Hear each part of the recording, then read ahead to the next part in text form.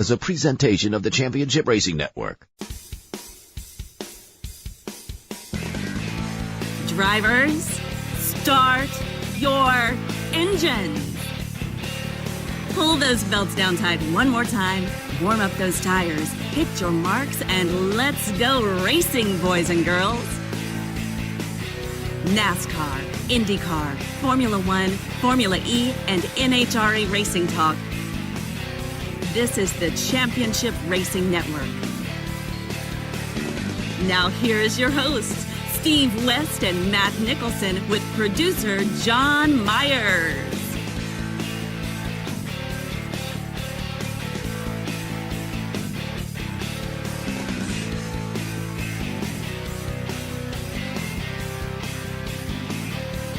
Hey, I was doing stuff in the background. Pardon me. Welcome into it. Kind of a different home game version of it. If you notice, I'm not at home. Matt is. I'm not. Producer John capably handling things over on CRN Live on YouTube, but we're going to do a show either way, hoping that the internet here at my other job, not my CRN hosting job necessarily, but my other Monday through Friday job was going to, I don't know, keep the internet capable. It might. So like I said, home game today for Matt and myself, producer John. No time limit though. That's the thing, because the flagship radio station is doing a live from Daytona, preempting us. It's their prerogative. They can. This could go on for a while though. So we're going to talk Daytona, a lot of Daytona. What do the F1 drivers think of the new for 2026 cars? NASCAR might be trying to get back to its roots. We'll try to dive into that and see if anything works on that.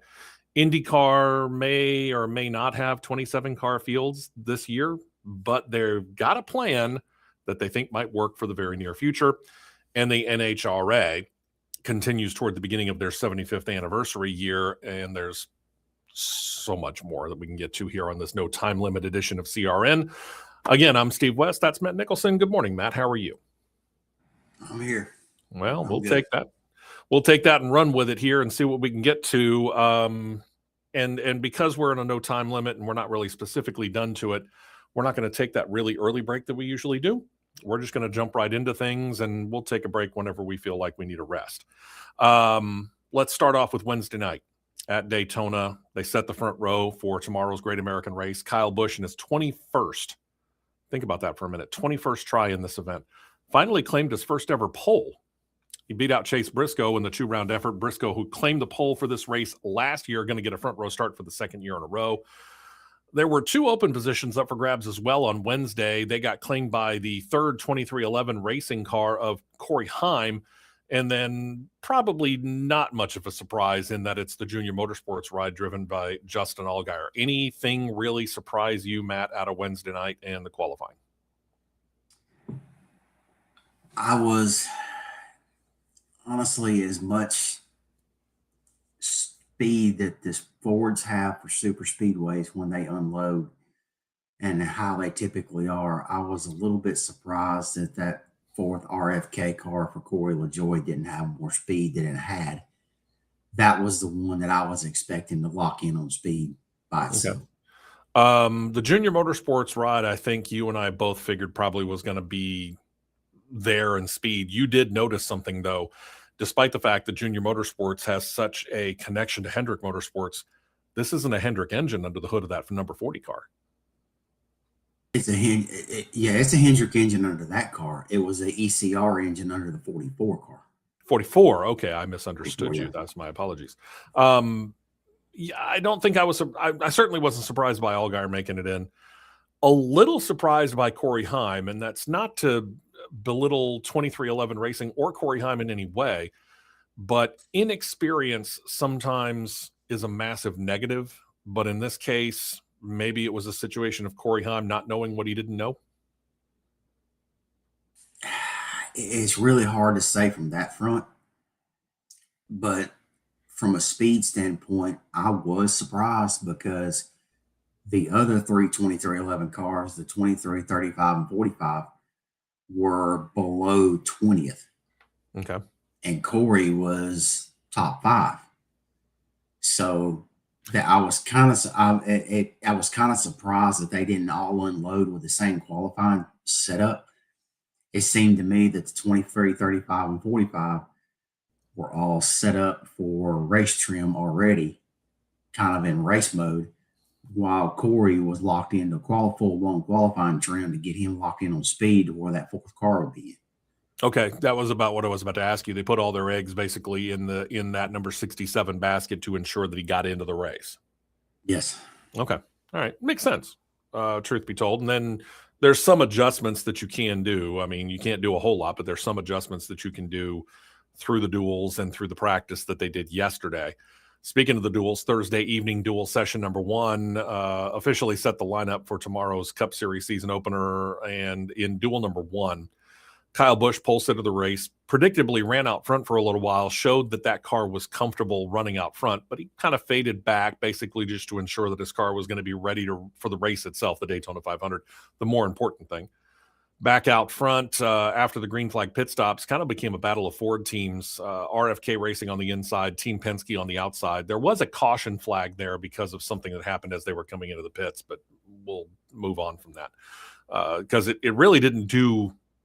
The following it really didn't do a whole lot of damage, I guess, is where I'm going to go with that. So we're not going to worry about it. Ryan Blaney behind his teammate Joey Logano gave the 22 a big push at the right time.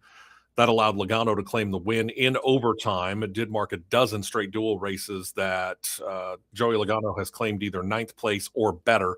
Blaney claimed 2nd, Austin Dillon 3rd, Brad Keselowski 4th, John Hunter Nemechek 5th. We mentioned the fact that it went into overtime because the situation was to get into overtime. The driver who transferred in was looking to be the guy who you just mentioned, Corey LaJoie. He was protected pretty much all the race by, if not all 3 of his other RFK Racing teammates, at least 2 of them. But LaJoie kicked off a major crash on the final laps, got a minor bump from Kyle Larson, and LaJoie lost control, turned right, hit the outside wall. There was a bonsai run from Casey Mears, correct me if I'm wrong, Garage 66 entry, correct? Yes. And that allowed him to get through, and he just missed LaJoie and the car he collected in the outside wall before he got around, he got past him, and then got into a crash himself, but it really didn't matter because a presentation of the Championship Racing Network. LaJoie, then the yellow was shown. So Mears transfers into the Daytona 500, and Corey LaJoie sits on the sideline watching. Yeah, it's kind of one of those double-edged swords there because it seems every time that Corey LaJoie gets himself in what you would call a prime position in what could arguably be the best opportunity in a car that he's ever had in his career, it gets choked away. That's the best way to word it. Right. He gets choked away. Now, did Daniel Suarez push him a little bit off center? Yeah, he did. He got shoved into it. But is that 100% Corey's fault? No, it's not. But he should have never had. He should have stayed locked in to where they were in their, I'm going to call it their SHR Top Gun formation, where all 4 cars were locked up together, and they were at one point steadily creeping away. They were little by little. You and I even talked about that. We were texting back and forth that night, and you and I even texted about that and noted that. Yeah, they were creeping away, and then next thing you know, they're broke up.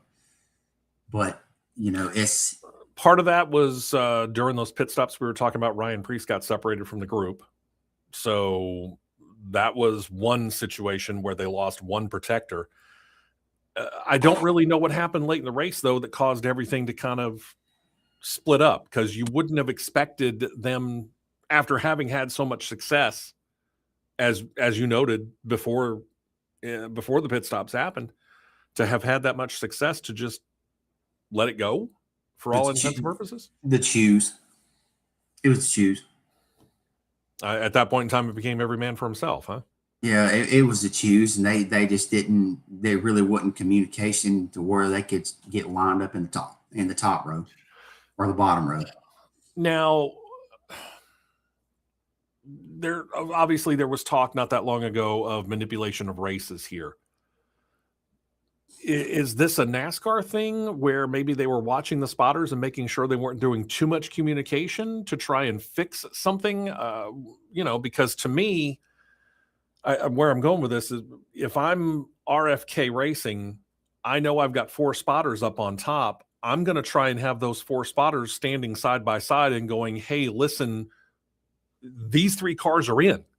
We're good there. We need to get this number 99 car in, so stay with him at all costs. Is this something that is no longer allowed by NASCAR? To a degree, I think it is not allowed anymore. Okay. But with the stance of super speedway races, how can you determine and how can you deem what's manipulation and what isn't? I mean, when you got that car that was up front almost virtually the entire duration of duel number 1, 66 and 36 was bouncing from back to mid to front to back to mid to back to front, just bouncing around. And the 66 was kind of just biding his time. Right. You kind of, it's hard to say. Okay. It's real hard to say. Well, yeah, it is. There's no doubt about that. So basically, when we get right down to the nitty gritty of it, what we're talking about is a situation where either way, Corey LaJoie not in the race. Casey Mears is. That's the bottom line.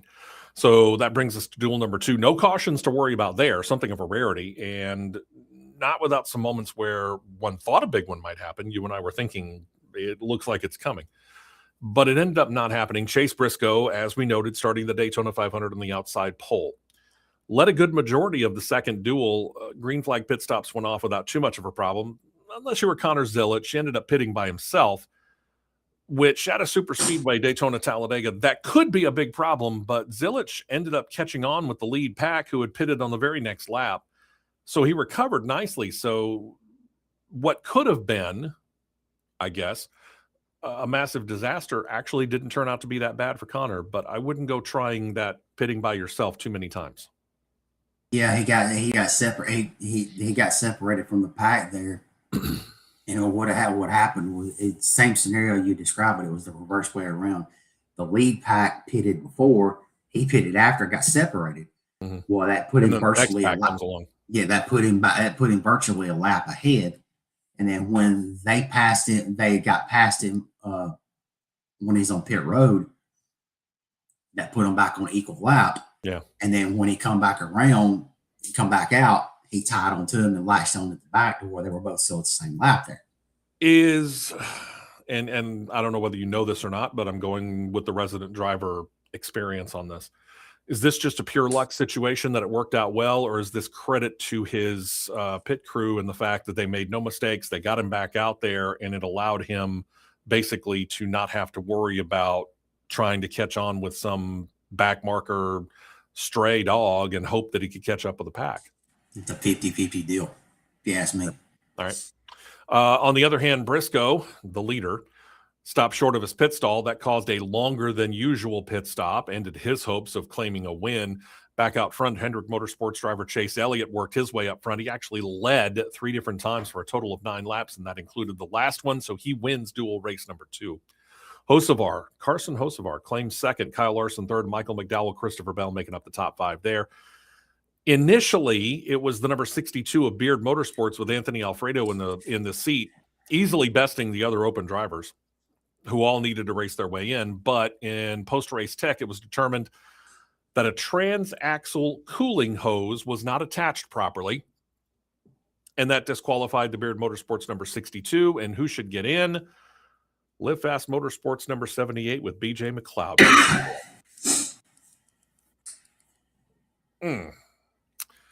We are nitpicking over something that has zero advantage for a performance. So last night, as they were, what was it that they were doing? They were getting into practice. I think it was final practice for the Cup Series. Larry McReynolds doing a cutaway car tried to explain it and basically said that the way that cooling hose is set up, it's through one of the NACA ducts in the rear window behind the B pillar. And with it disconnected like that, it could alter the way that the wind goes through the car, which may or may not give the driver an advantage. Okay, I understand the explanation, but I'm not really 100% certain that it did a whole heck of a lot. It didn't, because where they got him at is this. There, as long as it's attached and fastened properly,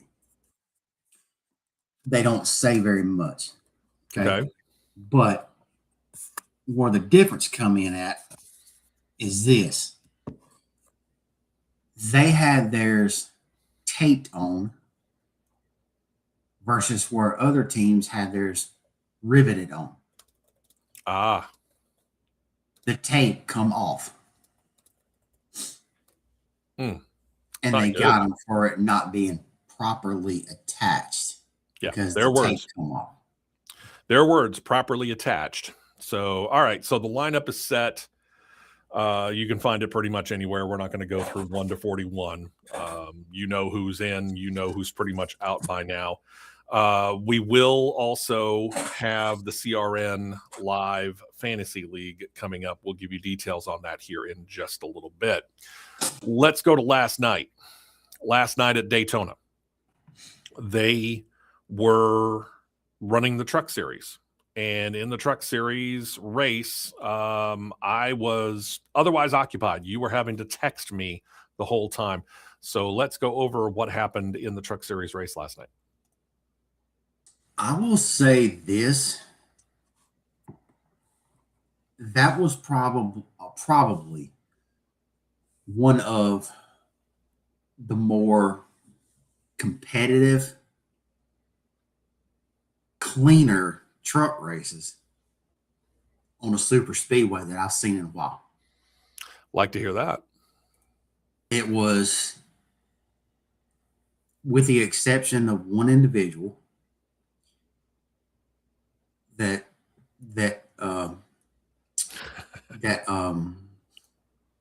you know, when you spell his initials out in military terms, Juliet Hotel November, he was pushing like a maniac. Let's say it that way. The other 36 that were in the field, yes, 36, because 36 plus 1, they started 37th with that hideous garbage asinine OEM provisional. Yeah, which Ram immediately had to take advantage of with their rookie driver, who we'll talk about here in a moment. Yeah, he and I'm going to say from that standpoint, I'm not going to lay 100% of the blame on him on that one, because during practice on Thursday, there were a pretty decent amount of trucks that did not get to turn laps in practice because of tech problems. So that falls back on the team. Ultimately, that falls back on the team and not having the truck properly prepared to go through technical inspection. Right. All right. Not the driver's fault. Correct. Yeah. And he only got to turn, I don't even think he got to turn 5 laps. Okay. Yeah, that hurts. 5 laps. And when you get on the track and you're trying to shake the truck down to make sure there's no leaks, nothing dragging or nothing, and this is his first career start at a super speedway in a truck. Yeah, they're kind of behind the 8 ball. And he was 300ths. He missed his speed was 300ths below the 31st fastest time. So he was 32nd fastest. So he had to automatically take advantage of the OEM provisional just to get into the race. Right. Because, because NASCAR. So. Yeah, NASCAR doing everything that they can to make Ram feel as comfortable as possible and not go away anytime too soon. Well, when you have Tim Kaniskis there, you've got Dana White down there, and you've got all these other dignitaries and people from Dodge and Ram down there saying Stellantis. Yeah, you're going to cover your tracks and make sure you got all 5 vehicles in the race. Yeah. I understand it. It doesn't mean that I like it necessarily. I'm with you. I kind of don't care for it. I mean, if you make it, you make it. If you don't, you don't. And you and I have talked about this as well. When it comes to Daytona, everybody makes such a big deal out of this. I think IndyCar or NASCAR ought to take a page from IndyCar in this. This is your ultimate crown jewel race. Indy 500 is the ultimate crown jewel race when it comes to IndyCar. And they state, we don't care if you have a charter in this race. If you make it in on speed, great. If you miss, tough. I kind of think that's the way it should be for the season opener at Daytona for NASCAR. No, I agree. It should be fastest 40 for Cup, fastest 40 for Xfinity. I said 40. Make it 40. Sure. Fastest 36 for trucks. And if you're not winning the fastest 36 on raw speed, put it back on the lift gate, put the straps on it, go back and do your homework and get faster. Yeah, I mean, several drivers had to do that for the Truck Series race after qualifying. You know, why should a manufacturer's provisional allow you to expand the field out to 37? Or it could have went as high as 40. That's true. Yeah, it could have easily went as high as 40. Yeah. But, and again, I'm rooting for Ram. Don't get me wrong. I love the fact that we now have 4 manufacturers in the Truck Series, and I'm waiting for the day when they finally announce that they're going to go O'Reilly Auto Parts Series and/or Cup Series racing. But at the same time, do we really need to bend over backwards for them to make sure that they're making the field in year number 1? We expect growing pains. There should be growing pains, absolutely. In which the one for Ram that I expected to carry the torch last night, and was not Tony Stewart. That's true. Justin Haley carried the torch, and he carried it well. He led quite a few laps. But it's overall, I'll start doing this year. I will start giving the race a grade. Truck Series race or any Xfinity race O'Reilly Auto Parts Series race that may run before we do our broadcast. By the way, we're going to do that for a while. Yeah. I'll start giving the race a grade. I will grade this race a flat A. Okay. I'm not going to say A minus. I'm not going to say A plus. I'm going to grade it a flat A. It's a good solid start, though. Because there was a tie for most lead changes in a super speedway race at Daytona last night. Oh, okay. No, correct. I stand corrected. No, the lap, the overall lead changes got broken last night. Ah, okay. The number was 31, and then there were 32 total. Okay, good on them. All right, so what was the final top 10? Final top 10, and everybody knows me going from 10 to 1. Stuart Friesen in his first race back from injury last year was 10th. Tyler Ankrum 9th.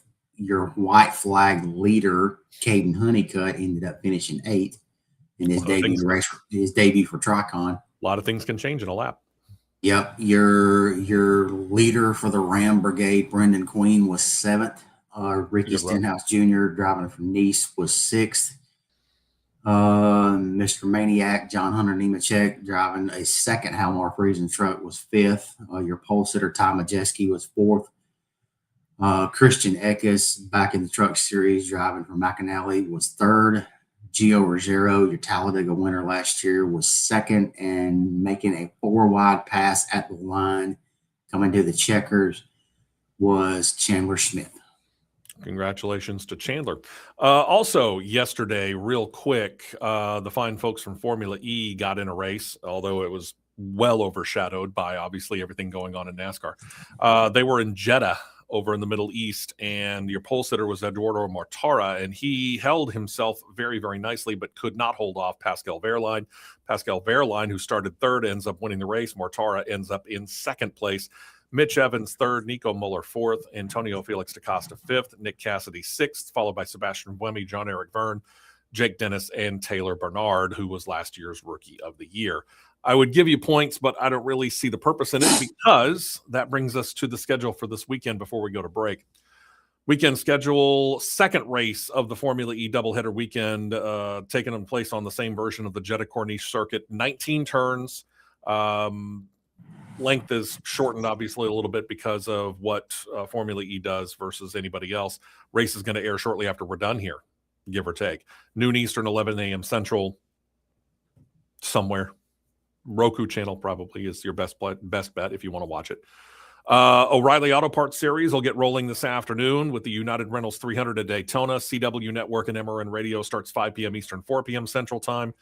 And then tomorrow, Great American Race, Cup Series, Daytona 500, Fox, MRN Radio, 2:30 p.m. Eastern, 1:30 p.m. Central Time. That's your start time. And for those of you that are relatively new, those are race start times. We don't give the pre-race because television tends to be different than radio, and trying to keep all of those separate and doing all that would just confuse the living daylights out of you. So the times that I give you are race coverage start times, okay? Let's take a break. When we come back, we'll get into the news of the week. A lot of people are asking, are we going to do the Fantasy League again? The short answer is yes. The details on how you can get in on it, and maybe just like we gave away a sweatshirt, kind of a hoodie, just kind of like this, not exactly. But we gave away a hoodie with the CRN logo on it last year. Or you could choose a hat and a t-shirt with the CRN logo on it. Full details coming up right after this break as producer John takes us to break here on CRN.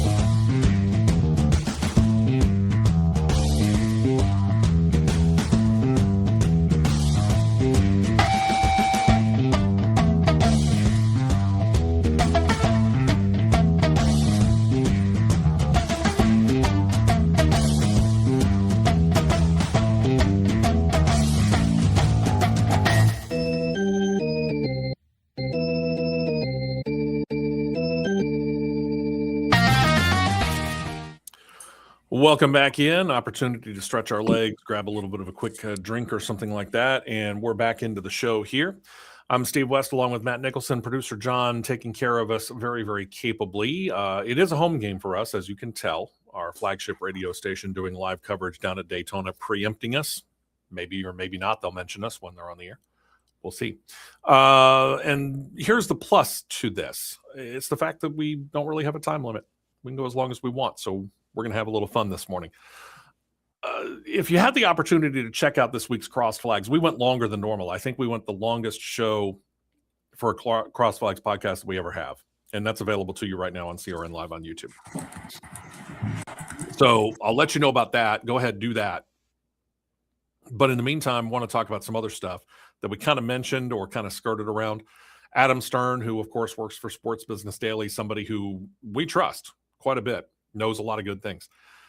Talked about a couple of things. First being talk of potentially a couple of new tracks coming into the schedule, maybe as soon as next year. We talked a lot about that.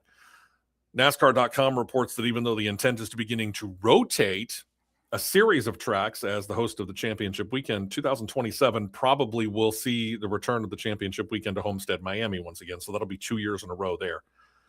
NASCAR's been doing things in groups of 3 here lately. 3 years out at the LA Mausoleum, 3 years on the Chicago Street Course. We're about to go into the 3rd year of Bowman Gray Stadium. So we talking 3 years of Homestead, Miami before we start doing a rotation of the title race like they were talking about? Possibly.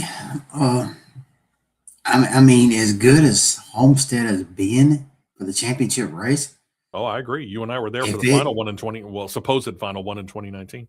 Yeah, if it bounces back and it gives the same kind of quality, why move it? Yeah, and we know how good these cars are at 1.5 mile tracks like Homestead. So, okay, we'll see. We'll see what happens. Speaking of business, Coca-Cola and NASCAR have agreed to terms on a multi-year extension of the soft drink manufacturer's premier partnership deal. Also puts the name Body Armor sports drink as NASCAR's official sports drink. So no more Powerade, no more Gatorade, none of that. It's Body Armor now. Coca-Cola has long been a supporter of and in or of, everything that you can possibly think of when it comes to NASCAR in some way, shape, or form. Sometimes it's NASCAR directly. Sometimes it's on a car. Sometimes it's both. This deal keeps them as a premier partner, also keeps them as the official soft drink of NASCAR as well. I don't think anybody's really surprised by that. And so with articles and stuff coming out about changes, is something that I don't know if you got it in here or not, of things that we're going over. Mm-hmm. But something that came out late yesterday that was absolutely just beyond baffling to the both of us. I don't even think beyond baffling is the right way to describe it. Agreed. And from a local newspaper media outlet, print media, however you want to describe it, because they actually still do print newspapers that are put within local convenience stores. Usually in smaller towns, not bigger cities. In our smaller towns, yes. That Talladega no longer has a on-site track president. And that on February the 9th, that track president Brian Crichton announced to the Talladega County Commission personally that his position has been eliminated as of February the 16th. Why? That's a good question. That's probably the $1 million question right there, and it's a very simple but yet complicated 3 words or 3 letters. Why? Yeah, it makes no sense. It makes no sense of why, of something that absolutely went. What's the word I'm looking for here? And we experienced this firsthand. 2020. Going into 2021, everything went absolutely bonkers. Mm-hmm. The COVID staff cuts, skeleton staffs. Talladega essentially has no staff now. Agreed, and it should be a centerpiece of. It should be. It should be. The two, I'm going to word it this way. The 2 pieces that should be sitting dead center of the mantle in the office. Daytona, Talladega. Mm-hmm. Agreed. Talladega essentially has no permanent on-site staff dedicated to that one facility. And for those of you that are wondering why we would say that, because you think about, 13 tracks that NASCAR owns? Yes. And there are a lot of heritage tracks in there, including Darlington, and we're not taking anything away from Darlington, okay? No. Darlington, for the 2 times that we were up there, and for basically just about every time since then, other than stupid COVID year, they have consistently sold out. and deservedly so. But you want to talk about the most consistent turnouts over the years. Go back, not just a few years, but go back decades. The two tracks that NASCAR owns that used to be under the ISC banner and probably still should be are Daytona and Talladega. Because there's an experience there at Daytona where you get, kind of like going into Darlington, you get a rush of all the things that have happened there just coming back and smacking you in the face. And it's a lot of fun to be on site at Daytona. Sure. Although, strangely enough, you and I have been down there a couple of times to try to see a cup race, and I still have yet to see a cup race live at the track because it always gets rained out. That's another problem. Maybe I'm the jinx on that. I don't know. Talladega is a different story, but in a lot of ways, the same thing. People go to Daytona, go there year after year. They get the same seats. They get the same campground spot, whatever it is. And they're meeting friends that they haven't seen since the last Daytona race or the last race last year that they went to. Because maybe they only buy for the Daytona 500, or maybe they only buy for the Coke Zero Sugar 400. But they reconnect with the same people year after year. Talladega, on the other hand, is exactly that. And it doesn't matter whether it's spring or fall. It is the reunification of people who haven't seen each other for a while. They park themselves in the infield. They get up in the grandstand. They party. They do the Friday night big one on the boulevard. Brian Crichton was a huge part of that, by the way. They do the Saturday night concert. They are partying basically 24 hours a day, 7 days a week, until they just can't go any further, and then they'll sleep for a little bit, get up, and they'll get right back to it. And oh, by the way, there's some racing too. These are your centerpieces, NASCAR, and yet you're stripping Talladega of all of the on-site leadership. Because the way the way they set up and the way they did this absolutely ridiculous regional bracketing, let's call it that. Right. Which it's a story that Steve and myself know that nearly at one point cost, because it stretched everybody so thin, so far, and so much, that it nearly cost you one of arguably your top leaders within track management. Let's word it that way. And if there's a silver lining to this very dark cloud, it's the fact that that person who you're talking about now does have a hand in every or both races this coming year. It's in play. He's in play. Let's word it that way. Yes. It's not like he's coming to be the president, but he will have a hand in making sure that these races go off because it makes me think now that they're restructuring these regions out, because the way that article read of how their track operational plans for 2026 are. Okay. If their operational plans are getting, let's word it, regionalized more, that tells me that Daytona and Homestead will be ran by a staff. Mm-hmm. Okay. Darlington and Talladega will be ran by a staff. Right. That would be Richmond and Martinsville as a staff. Probably will be Kansas and Chicago, or Chicago and Michigan. Either or. Having to look at it on a map, that could give you Kansas and somebody. Say it that way. Kansas and somebody. And that tells me how they're going to structuralize it, because it's clearly put within that article that the staff at Darlington and Josh Harris would take over similar roles as that. So that tells me Talladega and Darlington is going to be in a pair. Yeah. So NASCAR owns an odd number of tracks that they run the Cup Series on, and I'm just using the Cup Series as an example. Either somebody's a standalone or some group has got to cover 3 tracks. Yes. And I hate to say this, but I honestly think that the outlier might be Watkins Glen. I could see that. I could see and that. again, I hate to say that because if you've listened to this show, watched this show for any length of time, you know I like road course racing. I think NASCAR might have gone a little overboard with it. But of the tracks that we run on, and I'm just going to choose the big three, Coda, Sonoma, Watkins Glen, I have made no bones of the fact that I really, really love Watkins Glen. I can't explain it, but I like that track and I like that facility more than the other two. Right. Right. Again, I don't really have any rational explanation for it. It's just a personal feeling. But yeah, I kind of get the funny feeling they're going to be the outlier. Yeah, and I hate it for Brian because he took the role once Grant retired.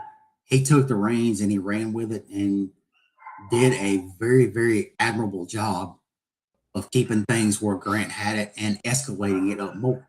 Yeah, absolutely. I hate it for Brian, but it's just makes me question what in the world is the main people in the main office at Daytona and Charlotte trying to accomplish. I wonder that too, because if you don't think that Brian Crichton was a more than capable successor to Grant Lynch, ooh, man, I'm here to tell you, you're vastly out of your mind. You lost in losing Brian Crichton. You lost one of the best employees you've got. Absolutely, and you know, and it each day, slowly but surely, when you look at SMI versus, I'm still going to call it ISC. Sure, why not? You look at SMI versus ISC. SMI is extremely stable within their operations. And the weird thing is that this announcement comes out of the clear blue sky. We didn't hear about it until yesterday, as you noted. Tuesday or Wednesday, when we did the Cross Flags podcast, we did a deal where Ben Kennedy stated, number one, yeah, we're looking at a couple of different facilities that might come on to the schedule next year. And oh, by the way, we have a major renovation coming for Talladega Superspeedway. And then, of course, not only do you announce that you're going to have a major renovation, but then you get rid of its on-site leader. Tell me what sense that makes. None. So, and none. So you got the on-site leader, track president that's there every day. You're going to eliminate his position. He's not there anymore. And within the same time frame, you're announcing you're planning a major renovation. So you're going to put all of that pressure on another track president to oversee a renovation project while he's got to run his own racetrack? And have to deal with the 2 races that he's got to deal with and all the other stuff that he's got to deal with at Darlington on a day-to-day basis. So he's got 4 races overall next year. 4 races overall. This makes 0 sense. Frank Kelleher, yeah, I guarantee you Frank Kelleher is probably going to be over Homestead. I could bet. I can guarantee I would bet the farm on that one. I'm sure he is. And that's a good choice. Frank is a good guy. Frank is a very good guy. Yeah. So Frank's going to have 3. Josh is going to have 4. And from an overall experience of a track president standpoint, Josh is your most inexperienced one. Yeah. Hey, welcome to the fire, Josh. Good luck. Yeah. You'll be leaning on your right-hand man at Darlington. Makes no sense. Yeah, I agree. All right. Leading up to the Daytona 500, NASCAR instituted a rule that barred the drivers from doing anything to attempt to deflect air from getting into the car. A couple of years ago, we saw Joey Logano had an old racing glove, and they webbed it up, and he put it up there against the window net, and NASCAR freaked out. So they said, okay, nothing else. You can't do it at all, period. No putting your hand up by the window net, right? We want to see you both hands on the wheel, which is kind of funny because just about every driver says once you get up to speed at Daytona, you can drive this car around Daytona or Talladega, especially Talladega, one hand on the wheel. Which should not happen under any circumstances whatsoever. But NASCAR wants you to have both hands on the wheel. Okay, fine. Again, we've seen some ingenious, if illegal, things out there. Joey Logano's web glove is just one of them, which did indeed deflect a little bit more air. The negative part of this being, obviously, it's against NASCAR rules. Picture number 1, Noah Gragson, who we have heard different drivers over the years say that they thought it would be really, really cool to wear white gloves to show the people at home watching on television what they're going through on a day-to-day basis. But Noah Gragson wearing those white gloves sticks his hand up, as you can see right now in the picture there, and producer John's going to make that a little bit more prevalent. Wearing the white gloves, he puts his hand up there, and with that white glove, it's just all that much more apparent when he puts his hand up against the net. So it prompted NASCAR to disallow his qualifying time. It means he has to choose last on his pit stall. He had to start his duel last. Wasted very little time working his way up front. So it looks like that car is going to be a good car. He admitted in interviews after the fact that he had just flat forgotten about the rule and admitted it, said he did it out of habit, said, quote, I'm dumb for that. I'm dumb for that. He took the heat on it before adding that it's Daytona, so he's not all that worried about it. If you're going to do that at one particular track or two, to forget that rule and to do it at Daytona or Talladega is probably the least harmful to you, as opposed to doing it at a Darlington or a Richmond or a Martinsville. Yeah, Darlington, Richmond, and Martinsville, it would be impossible to do that. But Daytona, Talladega, it'd be very easy to forget to not do that. Yeah. Because as much as they started doing it and as much as they've been used to doing it. On top of that, but it's also easier to recover. Yeah, very much, much, much easier to recover for sure. Yeah. But it all goes back to what I've said earlier. There is no way humanly possible you should be able to drive a motorsports vehicle of any kind at any facility one-handed at the speeds they drive. I agree. There's no way. Yeah, I agree. They've made it too easy. Way too easy. Just before the qualifying session on Wednesday evening, NASCAR announced the Daytona 500 is once again sold out. This is the 11th year in a row. All reserved grandstand seats sold for the 68th Daytona 500. They added all infield camping spaces have been sold out as well. They did note that some upgraded and premium packages could still be bought, so that tells me that maybe there's some suites or something like that that's still available. But if you were thinking, I'm just going to go drive down there on a whim and grab some tickets, you're kind of out of luck, unless you get them scalped. Not happening. Probably not. This is, as usual, by the way, a star-studded affair. Comedian Nate Bargatze's on site. He'll be the Grand Marshal tomorrow. He will give the command to start engines. This ought to be interesting to see what he says.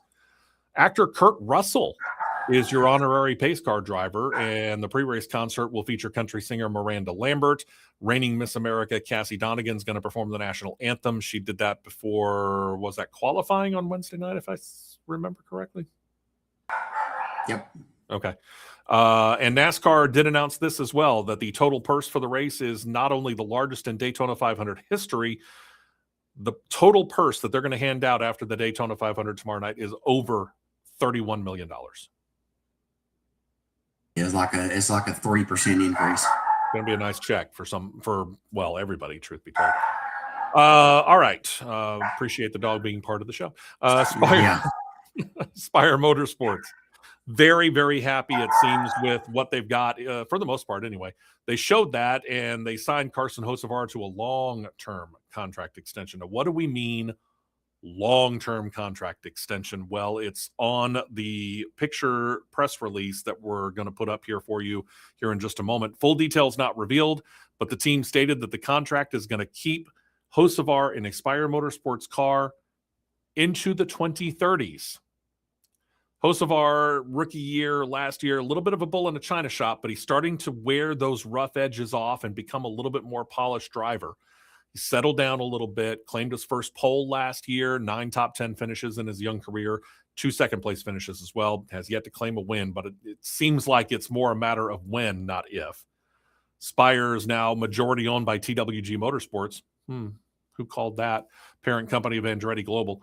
Wayne Taylor Racing, Cadillac F1 team. They also have stakes in, get this, the LA Dodgers and LA Lakers. So nicely diversified and making money hand over fist. Jeff Dickerson, who is the co-founder of Spire and the co-owner, still with them, said this, quote, "It's a pretty big moment for our company to announce an extension with Carson that takes us out multiple years It's not just knowing that he's going to be with us here the long haul. It gives our sponsors the foresight to see and make their own plans, knowing that he's going to be in the seat in the 77 for as far as we can see. That actually is something that's pretty important to a sponsor, because if they get attached to a driver, they like to know that they're going to be there for a long time. But even, and I'll look at it this way, I'll put you in the position of car owner, and me as, well, since I'm wearing the logo, we'll just say I'm the owner of Bass Pro. I'll put myself in the position of Johnny Morris. If I'm coming to you and saying that I want to sponsor your car, the number 10 Matt Nicholson Racing car, but you're changing drivers on an annual basis, I might be a little less willing to do it because there's no stability there. Stability can be a bit underrated. Right. For me, stability's big. I can't stand a bunch of changeover and turnover either. Mm-hmm. It would be, I would, if you're wanting to come in with stability, I would give you a minimum 3-year deal to start, because you need a good solid 1 year to start and get stability. Second, to have to build your foundation. Second and third year, get the stability going. Mm-hmm. So, all right. Sorry about the music I have in the background here. It's all good. I feel like I'm being serenaded. Hendrick Motorsports announced the long-term extension of Kyle Larson's contract. This probably comes as really no surprise to anybody here. So this marks the second team in a week that said, following what we just talked about with Spire, that their driver is signed into the 2030s. And here's the other side of it. Not only is Kyle Larson's extended through, I should say, the 2031 season, got a similar extension for his crew chief. So both driver and crew chief are signed through 2031. Which is really, really smart on Rick Hendrick and Jeff Gordon's part, because, with Hendrick's quote in this whole thing, I don't want to be competing against them both together. Yeah, I understand that. Now, let's do a little revisionist history here. Think about this for a moment. What might have been different? What could have been different? Reports had Stewart-Haas Racing very interested in signing Kyle Larson off of that suspension that he had for saying a no-no word in an iRacing incident during that stupid COVID season when they were broadcasting the Cup Series drivers doing iRacing events as opposed to actually being on the track. But various reports stated that the idea of signing Kyle Larson was nixed by Ford Motor Company, the car maker that Stewart-Haas Racing was affiliated with. So Hendrick Motorsports goes, they snap him up for the 2021 season. All he's done since then is lead most major Cup statistical categories. He's won 2 Cup Series titles, 26 wins, 18 runner-up finishes, 78 top 5s, 103 top 10s, leads in laps led with 7,149. If Ford knew that, don't you think that they might have agreed to let him sign with Stewart-Haas Racing? And if they had let him sign with Stewart-Haas Racing, would Stewart-Haas Racing still be around? You just took the words out of my mouth, because I firmly believe that if he had a sign to drive and I would be willing to hedge my bets, he would have been signed to drive the 14 car.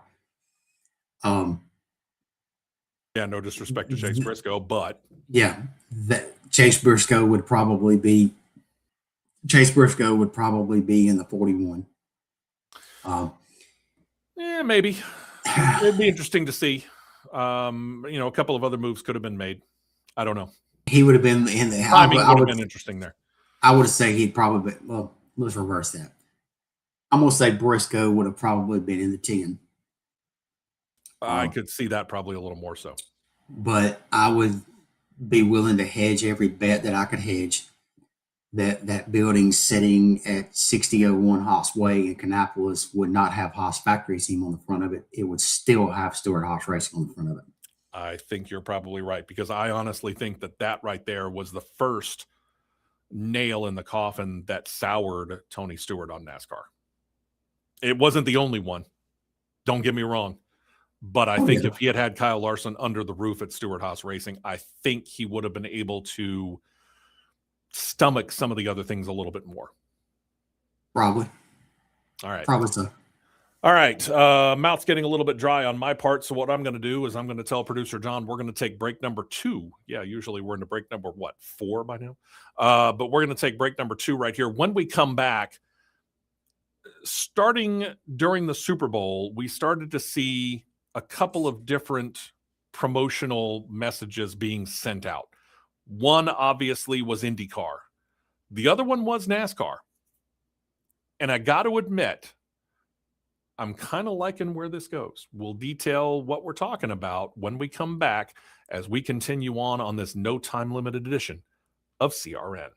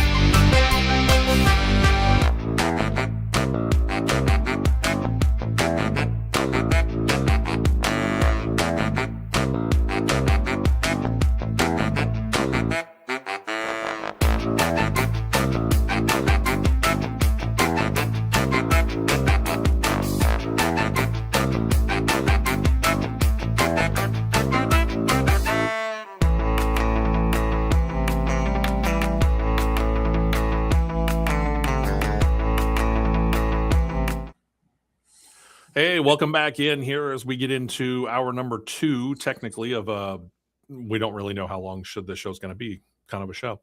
Looking forward to it. All right, we're going to show you a couple of things here. I find this kind of interesting, and I teased it going into last hour because NASCAR is trying to kind of relight the fire under the Cup Series. And it's, truth be told, something that they need to do. And some of the other series they sanctioned, they've got a new advertising campaign. More on that in a moment.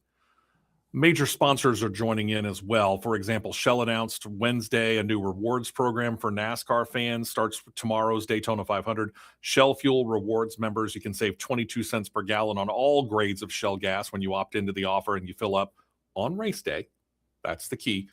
Those in the Fuel Rewards program can then throughout the season save the same 22 cents per gallon on each refueling that is done on a Cup Series scheduled race day. Limited only by the participation of the Shell station because, let's face it, not all stations are owned by the company. A lot of them are owned by independent people. Why 22 cents? Well, obviously, Shell's a major sponsor of the Team Penske driver Joey Logano. He drives the number 22 Ford Mustang Dark Horse. Wendy's and Trackhouse Racing signed a partnership extension that's going to cover all 3 cars through the 2026 season. Marks the 3rd season for that partnership. They're going to be a primary sponsor on each of the Trackhouse Racing entries at least one time this season. It actually starts not at Daytona, but with Ross Chastain's number 1 Chevrolet when they go to Echo Park Speedway in Atlanta. If you happen to have been of a mind and are the kind of person who likes to watch the syndicated show Wheel of Fortune, I'm not that guy. I can't stand Ryan Seacrest, but that's a personal thing. This past week, it was NASCAR themed. Contestants play the game as normal, solve puzzles to win NASCAR-themed prizes, then a chance to return and play alongside 3 NASCAR drivers, Joey Logano, Kyle Busch, Christopher Bell, in an episode that aired yesterday. If you want to check it out, they're available right now on Disney+, Hulu, whatever it is that you happen to be. I think they're actually also on Peacock. Okay, so here's the part where we start to get into how they're marketing themselves. Did you watch the Super Bowl? And if you did, you're like about 140 million other people who watched the Super Bowl, or at least part of it. We are going to talk the bigger reveal, the Cadillac F1 livery reveal, in a little bit. But first, did you happen to catch the NASCAR promos that were running? And this one, if you watched it, poked fun directly at Formula One. Starts off with a man standing at an airplane hangar leaning on a Ford Mustang holding a glass of champagne. He tosses the glass, hops in the car, has some fun with NASCAR's history, and then takes another shot at Formula One talking about how NASCAR has no dress codes. They don't have any velvet ropes. Everybody's welcome to join in. And if you don't think that wasn't a direct shot at Formula One, you might want to go back and look at some of the pre-race coverage that Sky Sports does that was on ESPN last year but is now going to Apple Plus. A couple of NASCAR stars appear in the latter part of this particular promotional ad. Defending champion Kyle Larson's in there. Carson Hocevar's in there. Bubba Wallace is in there. Former NFL running back Marshawn Lynch, he of the famed Beast Mode. In addition, to go along with all of that, as you will see on the billboard that showed up in Times Square, Cadillac F1 livery was there too. Speaking of NASCAR taking direct shots at Formula One, they've got a new catchphrase. Hell yeah. Talk about going back to your roots, I guess. Put this thing up again, right in Times Square. On the heels of the Cadillac F1 livery reveal, had a replica of a NASCAR engine sitting in the middle of it. You can see that right there in the middle there, and we'll tell you about that here in just a couple of moments. First things first, you saw these promotional ads. What'd you think of them?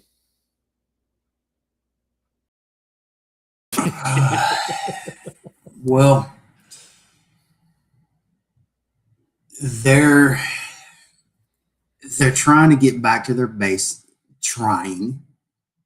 which is something that they need to do. Which is something they need to do. Yes, I fully agree. But they're going in a little bit full bore. Too hard? I think they're going a little bit too hard to start with, because the Times Square deal.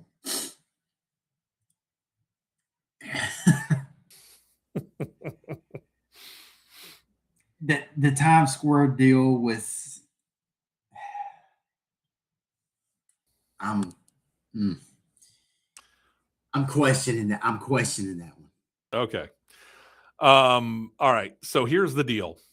When all of this came up, Adam Stern, Sports Business Daily, reported on Monday NASCAR was going to take that billboard that has this And it's, truth be told, a replica. It's not an actual engine by any stretch of the imagination. It's a replica engine. But they were trying to break a record I didn't even know existed.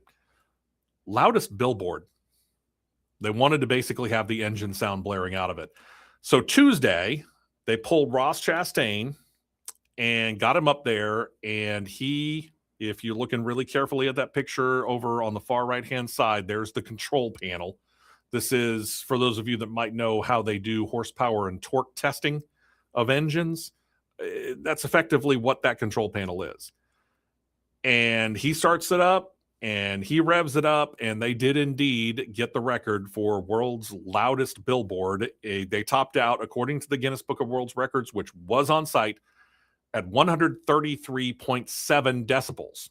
And for kind of a comparison, a base comparison, shows that 130 decibels is about the sound of a full stadium, football, baseball, basketball, hockey, soccer, NASCAR, whatever, at full yell. All right.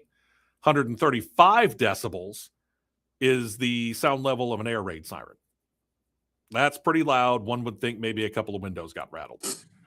But I do wonder, it's Times Square in New York, not exactly the heart of NASCAR country. How many people were just flat out annoyed by that? Probably quite a few. Now, I've been in Jordan-Hare Stadium at Auburn University when they have a decibel meter on the video board, and the decibel meter reads 121. Yep. 121 is pretty loud.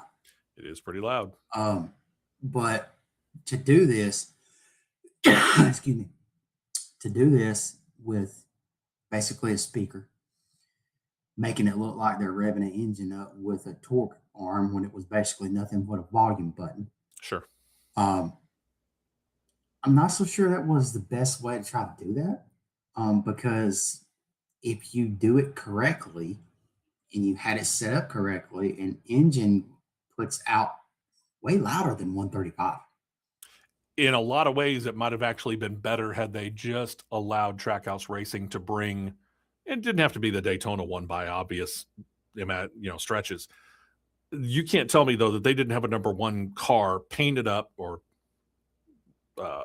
wrapped, ready to go, that they couldn't have sent to New York and allowed Ross Chastain to get in on and just mash the accelerator on and just put a microphone right outside of it. But they needed it to be, apparently, on a billboard. But have a fake engine there and look like it's got smoke coming out of it. Yeah. I mean, it was blow up. It's a big production number is what that was. Yeah, that's all it was. I wasn't sold on this. Yeah. I don't have a problem. Again, I don't have a problem with the hell yeah thing. Is it a bit much? Is it a bit overboard? Okay, yeah, you can make the argument, sure. But I like the fact that they are taking direct aim, realizing that they now have competition. They're not going to mention them by name, but it was really obvious when they talked about velvet ropes and champagne who they were talking about. And they're trying to get back to their roots. Thank you, NASCAR, for trying to actually understand that you've gone too far away from that. But then to turn around and do all this stuff at Times Square, it's questionable. Questionable. See why they're getting behind the push of Garrett Mitchell, better known as Cletus McFarland, because that's one of his key catchphrases. Exactly. Real quick before we transition to the O'Reilly Auto Parts Series, Fantasy League. We did it last year. Had a winner. Winner chose to go with a hoodie with the CRN logo on it. The initial option was going to be a hat and a t-shirt with the CRN logo on it. So we'll give you the option again this year. You can do hat and t-shirt, or you can do hoodie. Okay. NASCAR Fantasy League. If somebody is new, relatively new to the show, and they would like to get in on it, Matt, how will they get in on it? All you got to do is go to NASCAR Fantasy Live link at fantasygame.nascar.com/live/picks. And what I will do is I'm going to, in the YouTube chat, I'm going to copy and put the link in there so you can go register for it. And it's got on there 2025, but I have changed the league number to 2026. Okay. So it's set and it's ready to go. And a couple of us looks like apparently already have got the rosters set. Nice. So, and I'll go ahead and I don't care because I got beat last year and I don't like losing. So I'm gonna go ahead and I will reveal my Daytona roster right now, which I don't care. Go for it. So I am starting Chase Briscoe, Ryan Blaney, Ryan Priest, Denny Hamlin, and Bubba Wallace. And All very good speedway racers. My garage driver is Carson Hocevar. There you go. I will get in on that either later today or certainly tomorrow morning. Don't worry, we'll be a part of it. Producer John may be a part of it. He signed up for it last year, kind of participated, then fell off. Obviously, he's welcome to again. And here's the deal. We're going to state this right up front. Should Matt or myself or producer John win, we'll tell you this right now. We may win the points, but we're not going to give ourselves the hat, T-shirt, or hoodie. We'll give it to the person who finishes in second place or third place, depending. We'll go down the line until we get the first person who's not directly associated with the show. We'll take the victory lap, but the prize will go somewhere else. Yeah, the prize will go to the first non-CRN employee, if you will, to do that. All right. Let's turn our attention here to the O'Reilly Auto Parts Series. Couple of things happening over there. AM Racing, for example, has had a weird off season. They were trying to sell themselves, and it looked like they had a deal to go to Sigma Performance Services, but then that whole deal fell through. That's something we talked about a couple of weeks ago. So they needed a driver. I'd say they got a pretty good one. They signed Nick Sanchez to drive their number 25. Sanchez had a solid year last year with Big Machine Racing, even claimed to win, got the team into the playoffs, and then still got released from the number 48 at the end of the year. That's a money deal. AM Racing made the playoffs as well with driver Harrison Burton. Burton left for another ride, so it left the team looking for a driver, looking hard after the sale fell apart. AM Racing released a statement afterward and said, quote, while the transaction ultimately was not finalized, talking about Sigma Performance Services, AM Racing is set to move forward independently and remains committed to competition in the NASCAR O'Reilly Auto Parts Series. Again, you could do a heck of a lot worse than Nick Sanchez. Yeah, you very well could, but with Sanchez basically being the last option that you have, you had to go for it. Yeah, but absolutely. But at the same time, though, excuse me. But at the same time, I'm still, with me knowing that who I know Sigma is a direct tie to, I'm real surprised that this sale didn't go through because Sigma is directly affiliated with GMS. Well, and here's the other part of it. Everything didn't get finalized on the first run, but neither side is saying that they are done working on this deal. So what I feel like is this was also a deal where Sigma probably said, yeah, we'll help you with the Nick Sanchez thing because we're still planning on buying the company. Buying AM Racing. That's what I think. And, that's the way I'm looking at it. And Sigma 2 has they've got a tie in with Daniel Dye driving the ARCA car today. Yep. And he's going to compete in select races for AM Racing throughout the season as well. His first start actually is later today, and the team's number 52. Did he qualify that, by the way? They're qualified. They just got qualifying underway. Okay, so we don't know whether he's qualified the 52. He's going to attempt to get into the race in the 52 Ford Mustang Dark Horse. Dye raced in the series in last year with Cowlick Racing competing with him in the Craftsman Truck Series full-time this year. 8 top 10 finishes, 20th in the final standings, just missed on the Xfinity Series playoffs. And I don't mean any disrespect to Daniel Dye here, but I think of the two drivers, Nick Sanchez is the better choice. Sure. For sure. Daniel Dye's only just bringing extra money. Yeah, I could see that. Plus it gets him a little extra experience. So there's that. Gio Ruggiero set to run full-time in the Craftsman Truck Series with Tricon Garage, but he's going to get a chance to drive in the O'Reilly Auto Parts Series as well. He's going to drive the number 19 for Joe Gibbs Racing. He will be in the car later today for qualifying in the race at Daytona because that car's in. And he'll also be in the car at Echo Park Speedway in Atlanta. And one more note on the O'Reilly Auto Parts Series in that the Dash for Cash Challenge returns once again in 2026. The race lineup has been set. It starts with Rockingham. That's going to set the field for the first Dash for Cash race. Top 5 finishers going to battle for a cash payout. top finisher of those 5 claims a $100,000 bonus. Then the next race, the top 5 finishers from that race line up. They do it all over again. So once again, Rockingham is your setup. That's the initial qualifier. At the end of the race, the top 5 drivers who are racing for points in the O'Reilly Auto Parts Series, that's a key, will then go on to the next race, Bristol, and they'll battle for $100,000. From Bristol, they go to Kansas, from Kansas to Talladega, and then it wraps up the next weekend at Texas Motor Speedway. Again, rules about qualification all carry over, the big one being that in order to be eligible for the Dash for Cash, you have to have declared at the beginning of the season you're running for points in the O'Reilly Auto Parts Series. So this is only for O'Reilly Auto Parts Series drivers, and I think that's a very smart move on their part. There are 12 cars in the Xfinity O'Reilly Auto Parts Series qualifying right now. Okay. We'll keep an eye on that. For those who did not watch the Ram Race for the Seat series on YouTube, spoiler alert, big deal. We just talked about it earlier. The winning driver, Timothy Terrell, goes by the nickname Minnie. Minnie Terrell won it. He wins the full-time ride for the Calic Racing number 14 Ram truck for this season. Now, here's the thing. Terrell is 21 years old. He beat out 14 other drivers, officially joins the team as a full-timer. Again, other full-timers, Justin Haley, the aforementioned Daniel Dye, and then there was Brendan Butterbean Queen as their 4 full-time drivers.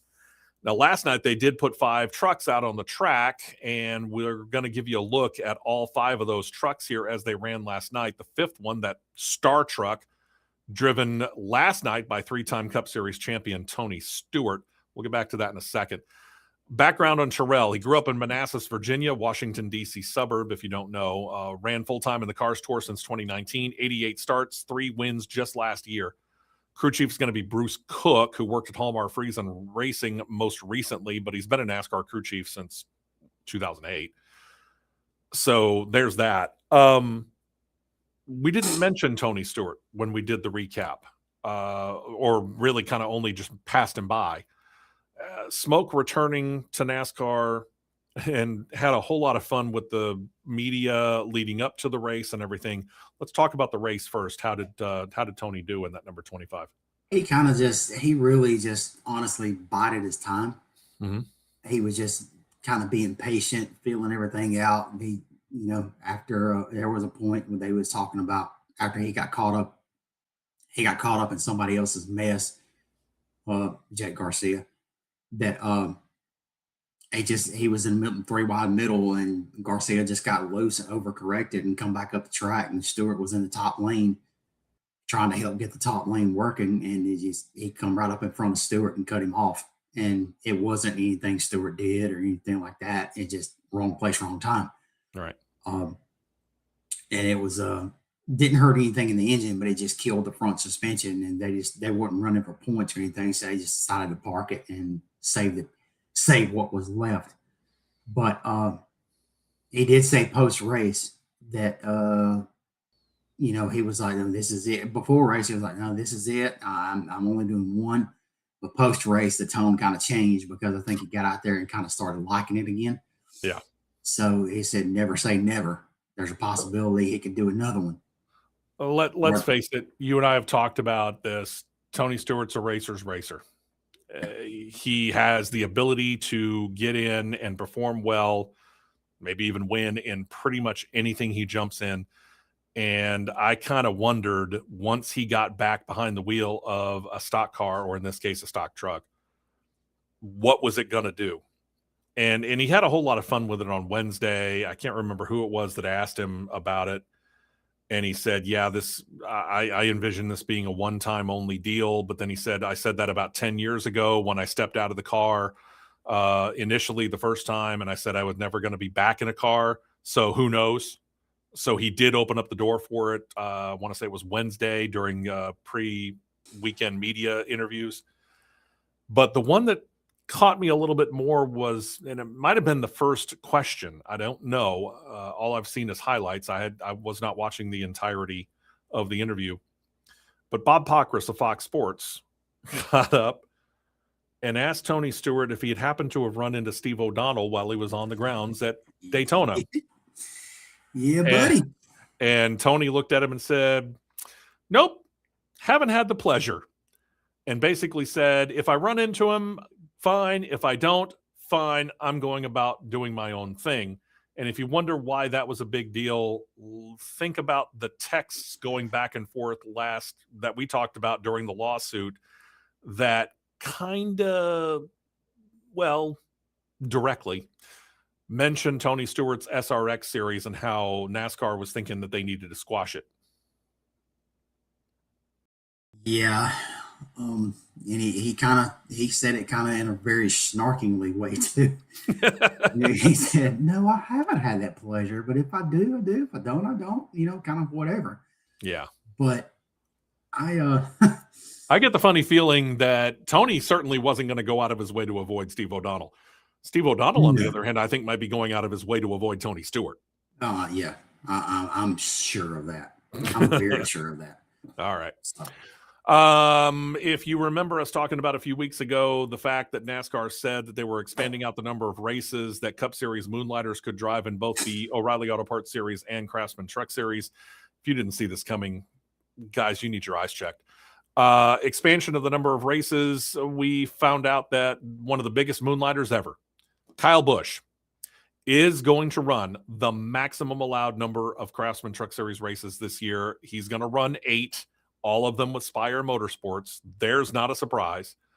Kyle Busch has already got the most wins of any driver in series history for the Truck Series at 67. 8 more chances coming this season to build upon that. His turns behind the wheel will be at Echo Park Speedway in Atlanta, Bristol, Texas, Dover, Charlotte, Nashville, and finally North Wilkesboro. Remember, Moonlighters the rule is the Moonlighter cannot run during a playoff race. Is that correct? Correct. Yes. So that's why he's doing it very, very early and getting it done by North Wilkesboro. In a truck sponsored by none other than HendrickCars.com.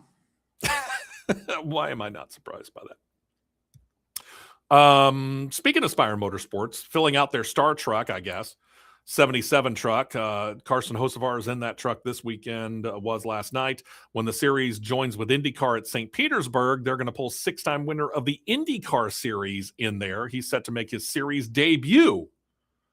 Dude's never been in a truck before. James Hinchcliffe, Hinch, as he's known, 2011 IndyCar Rookie of the Year, gets to run the truck at the street course where he claimed his very first IndyCar win back in 2013. That's a pretty smart move to them because he knows the track, obviously. Being a road course, he doesn't have to go through the preliminary procedures of making sure that NASCAR approves him. It's a road course. He's pretty much automatically approved. Here's my new leader in the clubhouse. I can't say as I blame you. Here's the new leader in the clubhouse right now. How hard is it, do you think? And I know that we could use the old Days of Thunder deal about open wheelers versus stock cars. But beyond that, car being twice as heavy, tires half as wide, cars half as heavy, or tires twice as wide, whatever.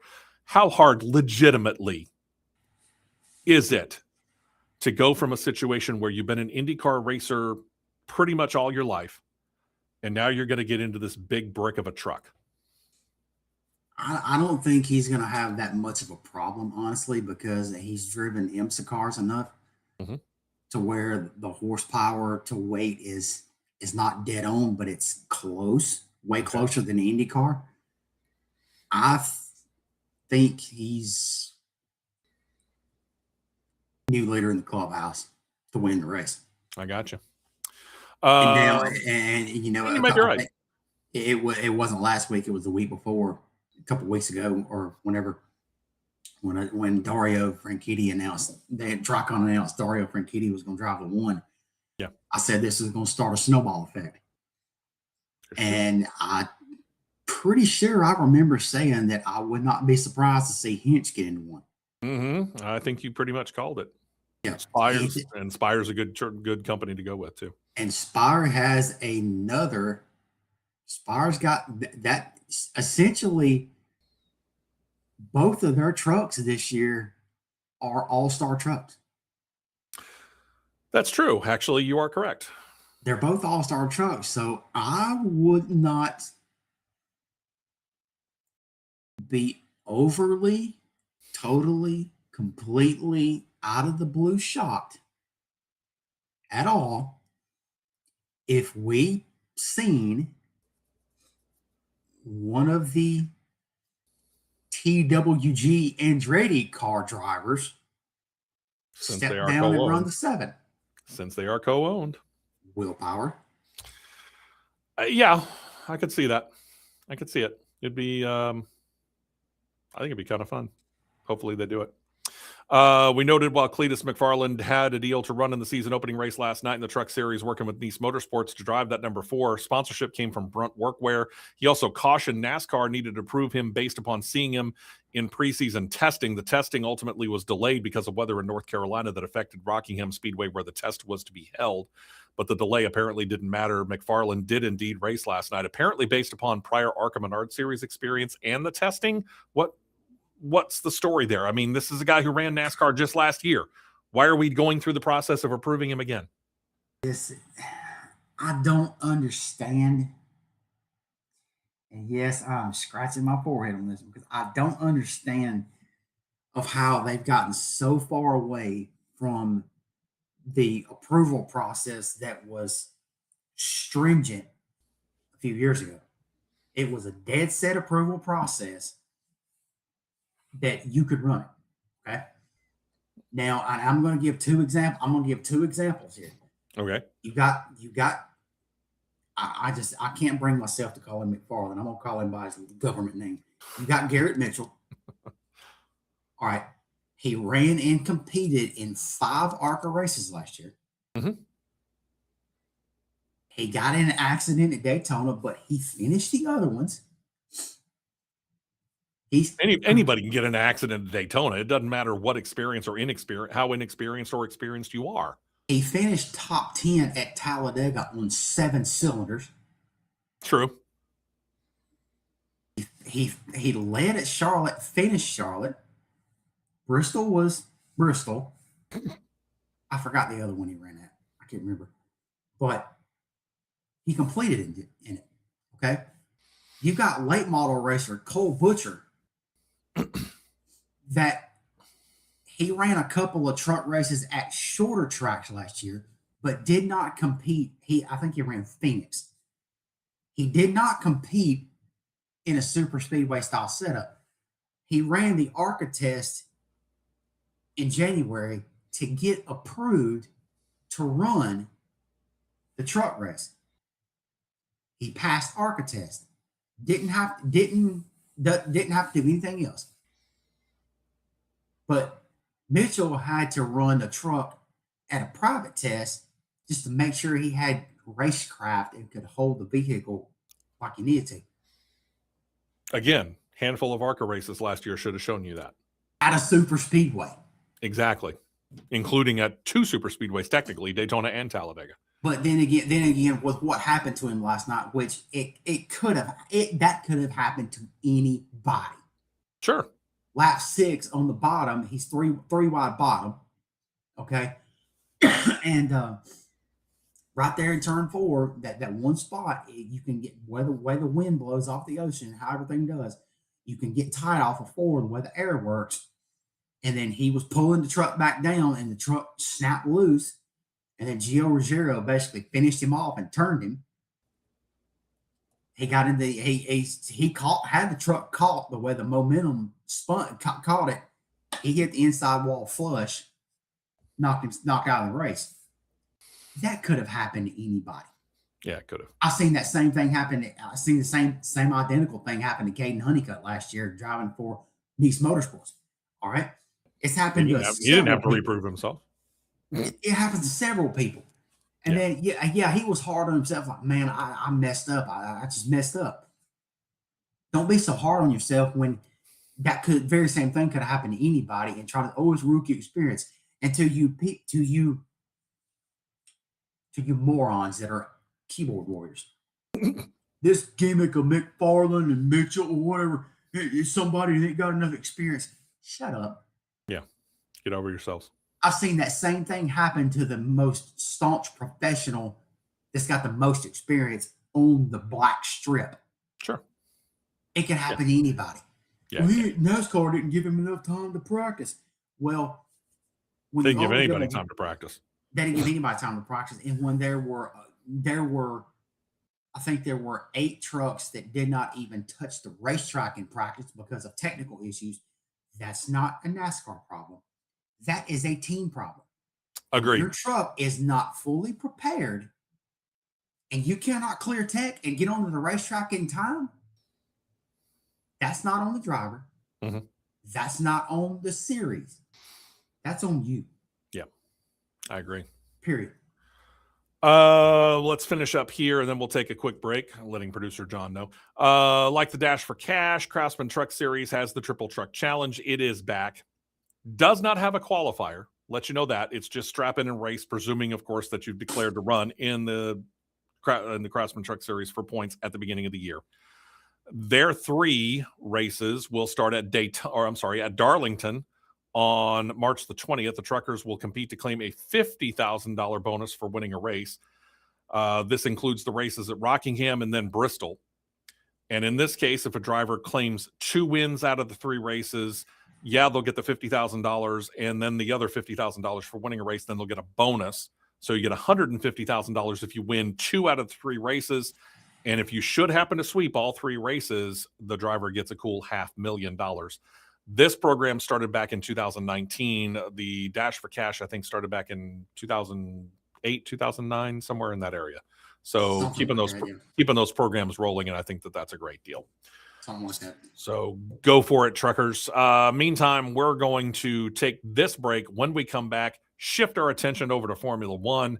And if you happen to miss it, and I can understand why you would, Matt and I, being the fans of the team that we are, we watched the entire Super Bowl, and we can tell you first 3 quarters weren't the most exciting of things. We'll just be subtle about it. So you might have missed Cadillac's actual Super Bowl commercial where they debuted how the car is going to look. We'll show it to you from the top angle and from both sides. Why both sides? You'll find out next on CRN.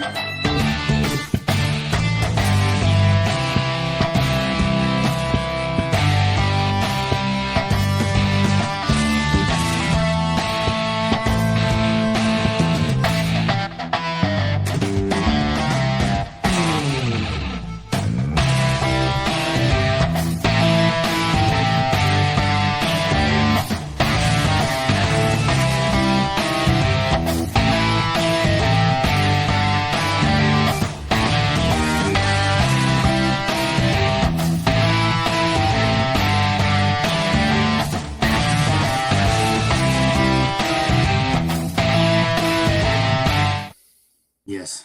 Okay. How close are they?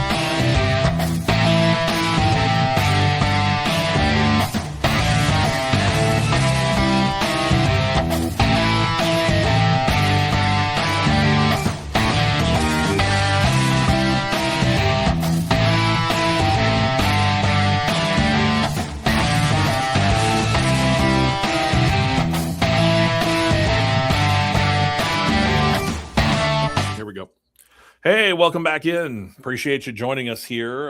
Shorter than normal breaks, just because we just opportunity to stretch our legs, grab something to drink. Okay. Real quick, O'Reilly Auto Parts Series is in qualifying. They're a little over halfway through, Matt? Yeah, a little over halfway. Yep. Okay, go. What do we got now? And knowing the fact that it's going to change. 24th car just hit the racetrack, Carson Quapple. But right now, your top 10, the way it stands, Jesse Love, no surprise there. He's got 3/10 on the field right now currently.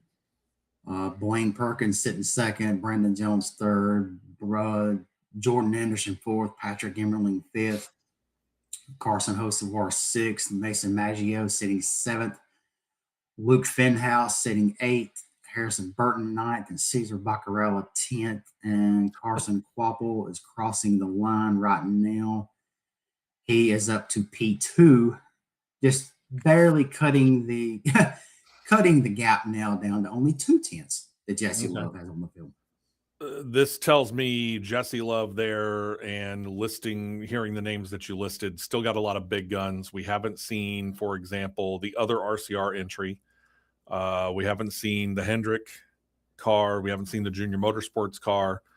And by the way, there's the Haas factory team 2-car attack, because this year they've switched over to Chevrolet and they're affiliated with Hendrick. So we haven't seen any of those big guns. Actually, there have been 2 affiliated cars with Haas run so far. Oh, okay. Patrick Emmerling, he's in the 3rd RSS car. He's P6. Jeremy Clements is P14, and right now one of the the second Junior Motorsports car, Raja Karuth, he is on the track right now, and he may be the one that challenges Love. Okay. So we'll keep an eye on that here as we talk a little Formula One situation going on here. Cadillac, as was highly publicized, did the reveal of their first ever F1 livery during the Super Bowl. We teased it in the weeks leading up to the reveal. I did it earlier in the show. The thing about this is, before we show it to you, of course, there's drama. Right after the commercial debuted, Hollywood movie director Michael Bay filed a lawsuit against the team seeking $1.5 million.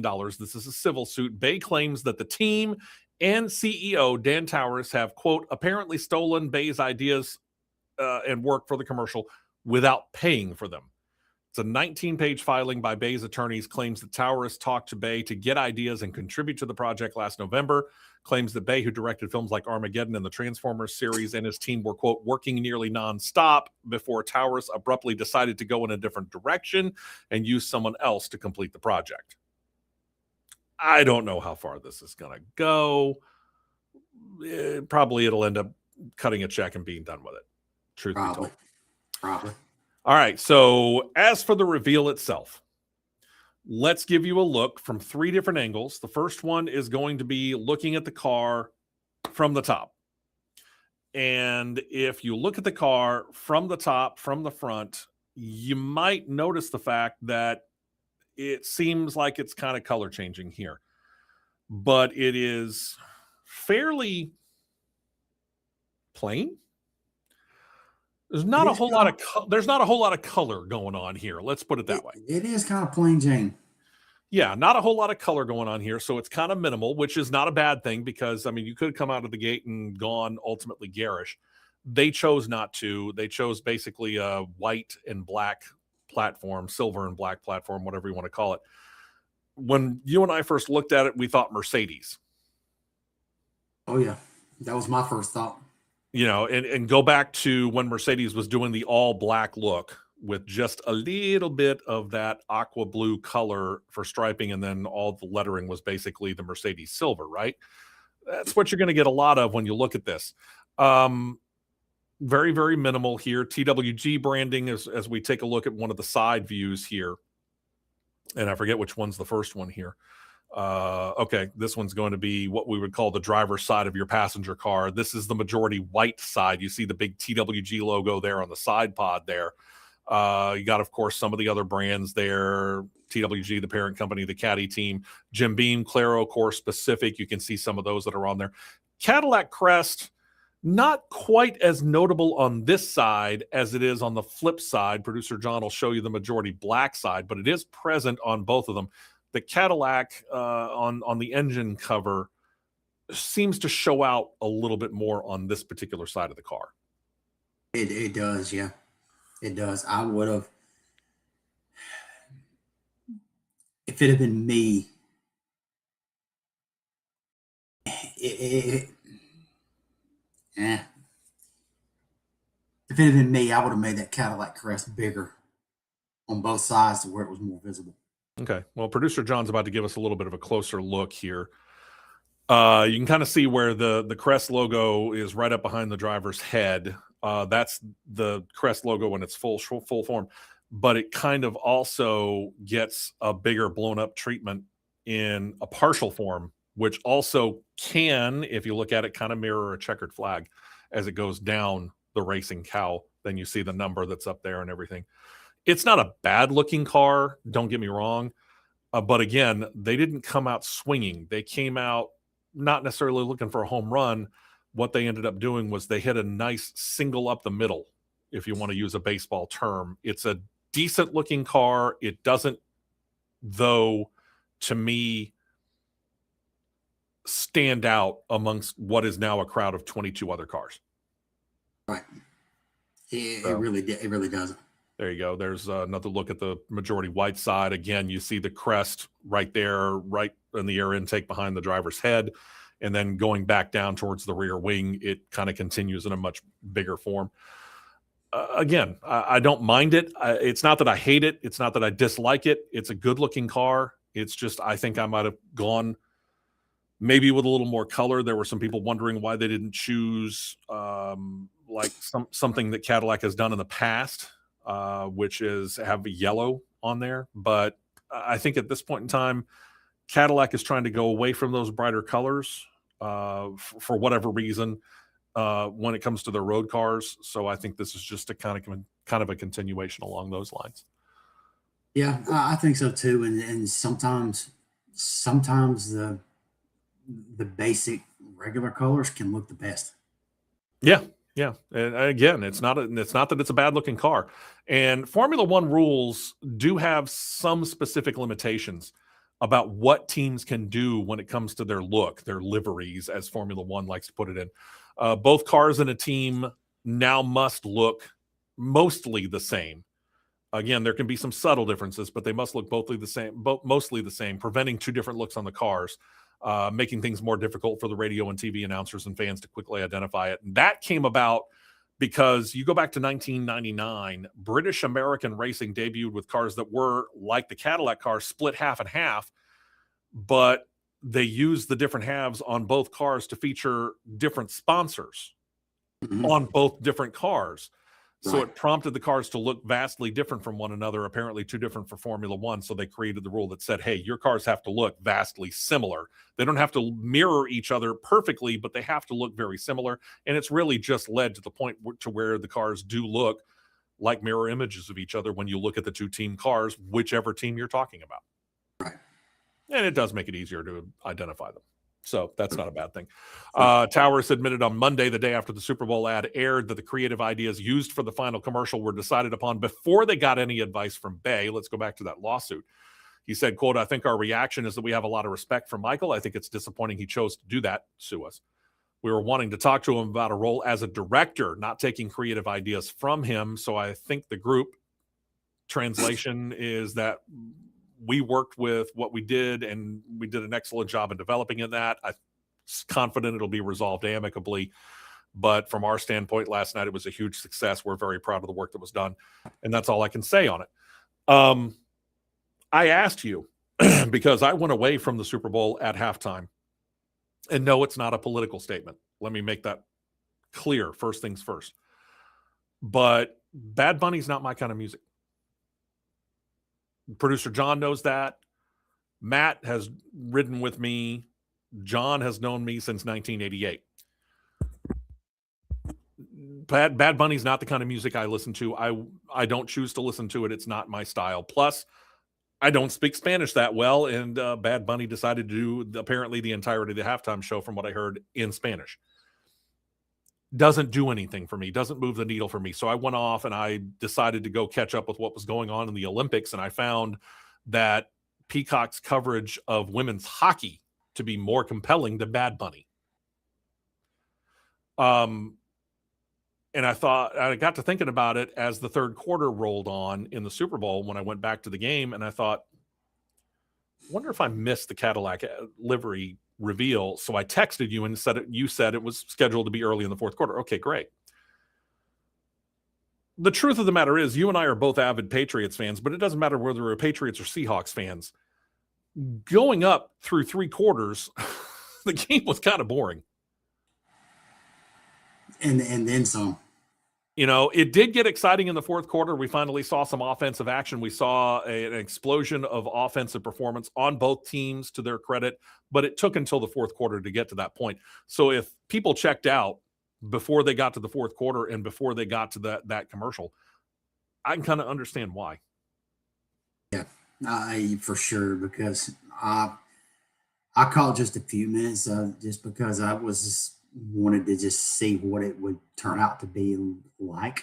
Yeah. I called just a few minutes of that halftime stuff, and I was like, click, back off. Yeah, it just, again, not my kind of music. I'll tell you right now what my kind of music is. My favorite group of all time is Journey. I love the arena rock of the groups like Boston, big hairband guy, Rat, Motley Crue, Def Leppard, Bon Jovi, so on and so forth. I was big into that, but I love the Eagles and Doobie Brothers and stuff like that. Bad Bunny does exactly zero for me. So again, it wasn't a political thing. I just didn't care about his music. Do better, Super Bowl. At least for me, would you? But then again, I guess they're really not aiming for me anymore. I'm 57, going to be 58 in about 6 months. So I'm not really their prime target audience, I suppose. Oh, well. On to better news for Cadillac, since we're a racing show, and I want to get back to that. They've hired Mark Hines to be the new chief racing officer for the F1 team. He will also run the driver management program. What he's going to do is oversee the full-time racers of Valtteri Bottas and Sergio Perez, along with reserve driver Zhou Guanyu. And he's also kind of overseeing development driver Colton Herta, who's running Formula 2 this year, and I think that might be even the bigger deal. Hines, well-known in Formula 1 circles, worked with Cadillac F1 team principal Graham Loudon in the final couple of years of the Manor F1 team, if you remember them, from more than a decade ago now. Then shifted over to Mercedes. He was the head of Lewis Hamilton's Project 44 initiative from 2016 through 2021. It's a pretty successful run for Lewis Hamilton at that time, and was working with Hamilton in non-racing matters from 2022 until just last year. Now he's back dealing with day-to-day operations in a race team. So we'll see whether or not that pays dividends or not. They had 2 full test sessions now. Barcelona, which was kind of a private one, some timing informal leaked out. Then the first of 2 in Bahrain happened this past week. Drivers are just kind of now starting to garner an opinion of the 2026 racers, subject to the new regulations where the cars, not as long from front to back, not as wide from side to side, features a new power unit. This power unit targeting more of a kind of a 50-50 split between the internal combustion power and the battery power. And this, of course, creates a bit of, what do we want to call it, controversy? Mm-hmm. One who's never been shy of speaking his mind. Yeah, there's Lewis Hamilton, but there's also 4-time champion Max Verstappen. Think about what he said, and we're going to quote it directly. Verstappen talked about the new for 2026 race cars and said, quote, "Not a lot of fun, to be honest. I would say the right word is management." And then he said, as a driver, the feeling is not very Formula One-like. It feels a little bit more like Formula E on steroids. He continued, quote, "A lot of what you do as a driver in terms of inputs has a massive effect on the energy side of things. For me, that's just not Formula One. Maybe it's better to drive Formula E, right? Because that's all about energy efficiency and management. That's what they stand for." Verstappen said before the Barcelona test that he might actually retire if he didn't find these new cars fun to drive. Well, This, of course, will garner a reaction because when you get a statement like that, suddenly the media will then go and talk to a lot of the other drivers after the fact, and they'll bring this up. And later, when he was asked about it, reigning champion Lando Norris said of Verstappen's statement, quote, "I had a lot of fun. I really enjoyed it. So yeah, if Max wants to retire, he can retire. Formula One changes all the time. Sometimes it's better to drive. Sometimes it's not a good to drive. But yeah, we get paid a stupid amount of money to drive. So you can't really complain at the end of the day. Any driver can go and find something else to do. It's not like he has to be here, or any driver has to be here." And then Norris took a little bit more time to reflect upon last year's car versus this year's car. And he did say this, quote, "Compared to the older cars, it doesn't feel as pretty and beautiful to drive, but it's still pretty good. And it's all in the early days of regulation. It's meant to be a good amount slower. But if you fast forward to the end of this year, you look ahead to next year already, we're going to be a lot quicker by then." And he's right about that. We'll pause on his comments right there. He's right about that because you and I both know new regulations, you can do all the testing that you want, put all the parameters into a sim, but you still don't really 100% know until you get that car out on the track in real world conditions. Yeah, really all the sim's going to give you is what the what's the word I need to use here? The undulations and characteristics of the racetrack, what it's going to give you from like the bumps, the pitch of the corners, the angle of the corners, things like that. It's going to give you that read. And they input in what the car can do to basically a computer. Yeah. And you're going to get somewhat of a read. But as the old saying goes, until you put your hips and your gluteal region within a seat and you can feel what horsepower is doing, you can feel rear tires braking, you can feel the steering or whatnot, you don't have that true read. Computer's one thing, real life's another. Yeah, exactly. And what he's saying there is that these teams will then take the results that they have from the testing and from the early part of the race season, and by the time they get done Australia, Middle East, and get ready to go to Europe and do the first main European run, that's when that first update will be ready to the cars. And it may be a minor update, it may be a major update, but as they go through the year and they get more data, they'll put different things into the car that means that they'll get the handle on it that Lando Norris was talking about. To continue on in his quote, "Anyone and everyone can make their own opinions and have their own opinions and say and decide what they want to. No one should complain about that or be upset about it. Every driver has their opinions. He didn't like it. I like it." Formula E CEO Jeff Dodds couldn't resist jumping in on this situation, and he should have. If I was the CEO of the series that he had just mentioned, I would have done this too. As the Formula One series wrapped up and Formula E wrapped up their pre-race testing for the Jeddah E-Prix doubleheader weekend on Thursday, Dodds told media this, quote, "I dropped Max a message yesterday to basically say, you're in Bahrain, I'm in Jeddah. If you fancy coming over here instead, I'll come get you." So I was just being a little naughty when I messaged him. Many of the Formula E drivers and many of the team principals contacted me to say it was a great opportunity for us. A lot of them are saying to me that they think that it's great that he even referenced Formula E. It's great for the awareness of our series. I think it's a good opportunity for us to show people what we're made of, where we're going. What you'll see here is close combat, elbows out racing, 150 overtakes probably in a race. I think that's overstating it, Jeff. So if more people from his comments think, oh, let's go have a look at Formula E, I think it's great for me. He's right. He's 100% correct. This is nothing but good for Formula E that Max Verstappen's spinning him out. Yeah, good publicity, no doubt. Yeah, so I think it's funny as heck that he drops a message and said, hey, come on over here to Formula E. Brad Keselowski did the exact same thing for RFK Racing. Said, dude, if you want to come over here and try your hand at NASCAR, RFK Racing's got a car for you. I think it's hilarious. I could see that. I could see that cross promotion going on with Red Bull on two different manufacturers. I think it is hilarious that they're jumping on it. I think it's great. Go for it. Keep it up. All right, back to some serious business. We haven't really heard anything about this. Turns out the answer to the question of is there going to be another season of the popular Netflix series F1 Drive to Survive? The answer is yes. It is going to be back. Let's see. Cadillac driver Valtteri Bottas said the producers were very quick to call him once the announcement was made public, even though it was a very understated announcement, because I didn't even hear that they had announced that F1 Formula One's Season 8 will be coming out soon. The upcoming 8th season of the series set to follow teams both on and off the track. In an episode previously, 10 episodes, usually concentrating one on each team. Does this mean we'll get 11 episodes? Maybe not this year, but you can expect a good portion of at least one episode to deal with the Cadillac F1 team and the team's reaction to their officially joining the series. Bottas told media earlier this week, quote, yes, they have been in touch. They want to start planning, but that's how it always goes. They want to have time with every driver. Will they use it or not? That's what they'll decide later on. For those of you that are interested, and I am, and I'll be watching it, Season 8 of F1 Drive to Survive officially will drop on Netflix, and they don't do this piecemeal. They drop all the episodes on one day.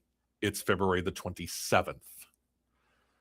And then there's a streaming service that I've never heard of. Viaplay? I've heard of them.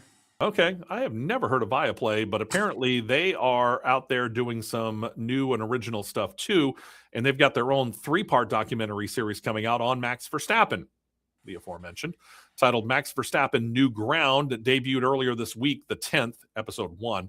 Episode 2 will drop this coming week on the 17th, the final episode, the 24th. Follow that. The documentary series follows 4-time F1 champion. He sets up his own race team, working with noted sim racer to get him into the real-life 24 hours of Spa in Verstappen's home country. Verstappen on his personal website said, quote, Viaplay and I have worked together for many years to show what racing is really about, not just the results, but the work, the dedication, the passion behind it. Once you've achieved everything that you wanted to achieve in Formula One, you got a bit more freedom to look into other things. Sim racing and the real racing world, two separate things, but you have the possibility to transition from sim racing into the real car. And if you show all of the things that I like to see, yes, there's a risk, but I believed in it, he concluded. And in this case, he worked with 22-year-old British driver Chris Lullum, who has been an esports racing champion since 2021, trying to prove that it's possible to go from sim racing to real-world success in motorsports. Didn't we already see this? Let me bring you the name of Jan Mardenborough, who was the contestant through the Sony PlayStation game that I'm a big fan of called Gran Turismo. And he had such success in Gran Turismo that he got a chance to be able to go and get into a real car. And he actually got a ride through Nissan and is currently running in the GT World Champion World Challenge Europe Endurance Cup. They made a movie about it a couple of years ago. It's not a bad movie. It's not a great movie, but it's not a bad movie either. So didn't we already kind of prove you can go from the sim world to the real world? Oh, yeah. It's proven on multiple series, multiple levels. Okay. I don't know about Viaplay. I'm going to have to look into it. I guess you got to pay for that too, though, huh? It's not free. Nope. Okay. I might look into it. Maybe. Next week. Speaking of movies, one more note here on Formula One, then we'll take a break and turn our attention to the other open wheel series, IndyCar. I say other. There's Formula E. Speaking of movies, producer Jerry Bruckheimer has confirmed we are going to get a sequel to the popular 2025 movie F1 the Movie, released into theaters by Apple Films. It made over $600 million in worldwide box office. They considered it a success. At this time, it is only confirmed that a sequel has been greenlit, worked on a script, just underway. Don't know what the plot's going to be. We've heard all different kinds of things, like Brad Pitt's character stepping out of the car and becoming a race team owner. We've heard that there may be some sort of a crossover with maybe potentially Days of Thunder. All of that stuff is pure speculation at this point. The script work has just now begun. Have patience. It's going to take a little while, okay? Let's take a break. When we come back, we will switch our attention over to IndyCar. We still have some NASCAR, some NHRA news to talk about, and there's some IHRA stuff out there that I want to get to as well. Normally we would have ended the show, but we're free and clear. So we're going to keep going right here on this edition of CRN.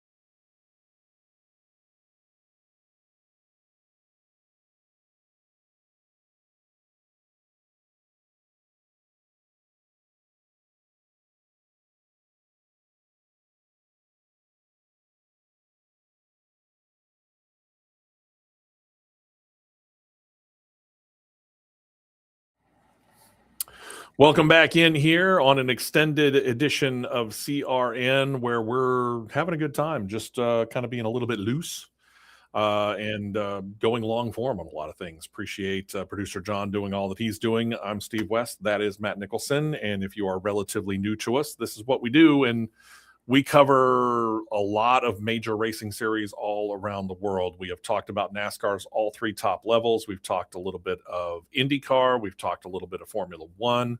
Well, I take that back. We talked a little Formula One. We haven't talked IndyCar yet, and that's where we're to right now. Speaking of preseason testing, they got in more preseason testing in IndyCar. 10 teams made their way down to Sebring International Raceway in Florida, with as many as 24 drivers that were expected to have taken a turn behind the wheel either Monday or Tuesday of this week. The intent was to use Sebring as something of a catch-all for many of the track conditions that the series drivers are going to find at different road and street courses throughout the course of the year. This coming week, they're going to get a chance to go to Phoenix and get a feeling for it on the oval tracks. This one, an actual test, not just a tire test like the one that they did out there earlier. Access, by the way, if you happen to be in the Phoenix area on February the 18th, just 4 days from now, you could actually go into session number 2 with no cost to you. You just walk in. There will be an autograph session with the IndyCar drivers included in that. If I was in the Phoenix area, believe me, I'd go. It might be fun. Then there's this, and this is interesting because IndyCar has not officially announced this yet, but several sources are reporting this, that Penske Entertainment has come to terms with both Chevrolet and Honda as they continue to become or be engine providers in the IndyCar series.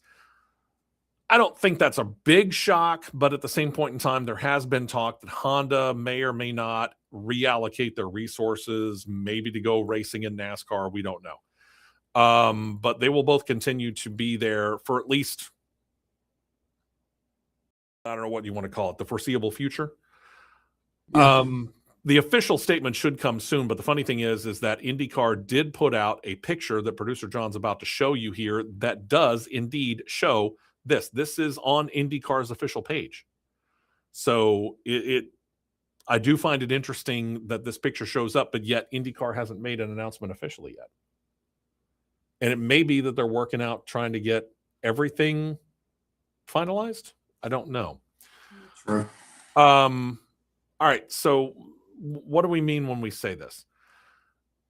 Think about it. This year, the formula remains as it has been for over a decade. It is a twin turbocharged 2.2 liter V6 engine hybrid connection now as well. That came in officially last year. This is set to change for next year.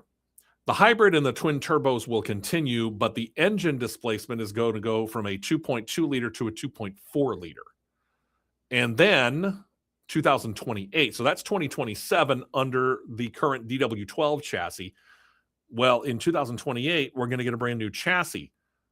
So they're kind of doing it piecemeal, but at least Honda and Chevrolet are going to be there throughout this course of this. The reports also claim that within this new deal, go ahead and show them that picture of the IndyCar situation over there, because like I said, I find it interesting, John, that they put that picture up, but they still haven't made the announcement official to all media. I don't know. But in this deal, the reports claim that Penske Entertainment granted Chevrolet and Honda one charter each for their own use, and the ability to field one factory-backed ride. There are other rights that are involved as well. We'll wait for the details to come out on that. And what this means is that now effectively there are 27 charters that have been issued, 25 to the teams, one each to each of the engine manufacturers, Honda and Chevrolet. And then you think, well, what the heck is the car company going to do with a charter? According to Racer.com, Honda is already in talks with Meyer Shank Racing to field a car under the Honda name starting in the 2028 season when the new chassis debuts. Honda Racing Corporation U.S. President David Salters confirmed that talks have begun partnering with Meyer Shank Racing. He says makes sense because they are Honda's factory partner in the IMSA WeatherTech Sports Car Championship. In that partnership, the team has 2 Acura NSX GTP entries. The number 60 entry is manned by Meyer Shank Racing employees. The number 93 entry is mostly led and staffed by Honda Racing Corporation employees. Salter says that he feels that the IndyCar entry kind of will mirror that number 93 IMSA entry. It'll be prepared by Meyer-Shank Racing, but led and staffed by Honda employees. Chevrolet hasn't commented yet. So it on the surface, it seems odd that Honda was going to go with Meyer-Shank Racing, but then when you look at their partnership overall, it makes a little bit more sense. It does, yeah, for sure. Okay. If you're Chevrolet, is the obvious choice, if you're going to try and partner with somebody, Team Penske, or do you think it's somebody else? I would say the obvious choice is Penske, but Penske can hold their own well enough. I would partner with somebody like Ed Carpenter. Okay. All right. I mean, just to boost their program up a little bit more to get them on the level of Team Penske. Yeah. I find that it's going to be an interesting start, and I do think that it is interesting to that. And you think, well, why did they do that? And why didn't they give charters to the other team that was out there? Interesting, you might ask that. Mm-hmm. It's a nice transition for us. Because as we prepare to get into the 2026 season, IndyCar has already said we're kind of preparing to have 25 car starting fields this year, not 27. And think about it. They expanded out to 27 cars in a starting field back in the 2023 season, continued it all the way up through last year, and included not only the chartered cars, 25 of them that were instituted just last year, but open cars as well, like the pair that the Prima Racing Company or corporation or race team, whatever you want to call it, was fielding. But as we were talking about it late last year and early part of this year, remember, Prima Racing's parent company in Italy is having financial troubles. And because of that, and because of a lack, and I do find this kind of interesting because they've got two really good drivers and they actually qualified for at least one car in every single race last year. So what they did under an open system is actually quite impressive over at Prima. But nobody has stepped up to invest either in the parent company as a whole or try to come in and put a significant investment at least into the IndyCar arm of the company. Right. With as much interest as has come into the IndyCar world here in the last few years, it's a little surprising to me that this hasn't happened for them. Yeah, it is. IndyCar executives feel as though it's not going to be cleared up in time for the team to capably field their two cars this year. Again, we've talked about it. They're actively seeking new investors, if not outright new ownership, or at least new partners to keep at least the IndyCar program rolling. Racer.com is reporting that sources are telling them Prema has little to no choice of being on the grid in 2026, or for that matter, even just a one-off race, the Indy 500, when the field goes up to 33. I hate it because you kind of automatically root for the underdog. And again, I think their two drivers are pretty good drivers. So I hate to hear it for them. Hopefully things will look up for them. Meantime, as far as the testing is concerned, the informal timing numbers released show that on day one of the testing, Marcus Armstrong at Sebring was the fastest at 52.372 seconds around Sebring circuit. Scott Dixon, not quite 2/10 back. Day two showed Armstrong's Andretti teammate quickest at 52.479. Felix Rosenquist was second. Armstrong, both 2 to 3/10 slower. The gap from first to 12th in the final test, just over 1 second. So it looks like it's going to be a fairly tight field this year, if that's any indication. But you take preseason testing for what it is, right? Absolutely. Yeah. Absolutely. Is what it is. It's kind of fun to talk about, but is it the end all be all? Not really. Back home in Indiana, with respect to Jim Neighbors, the McLaren IndyCar team has officially opened up their new IndyCar shop.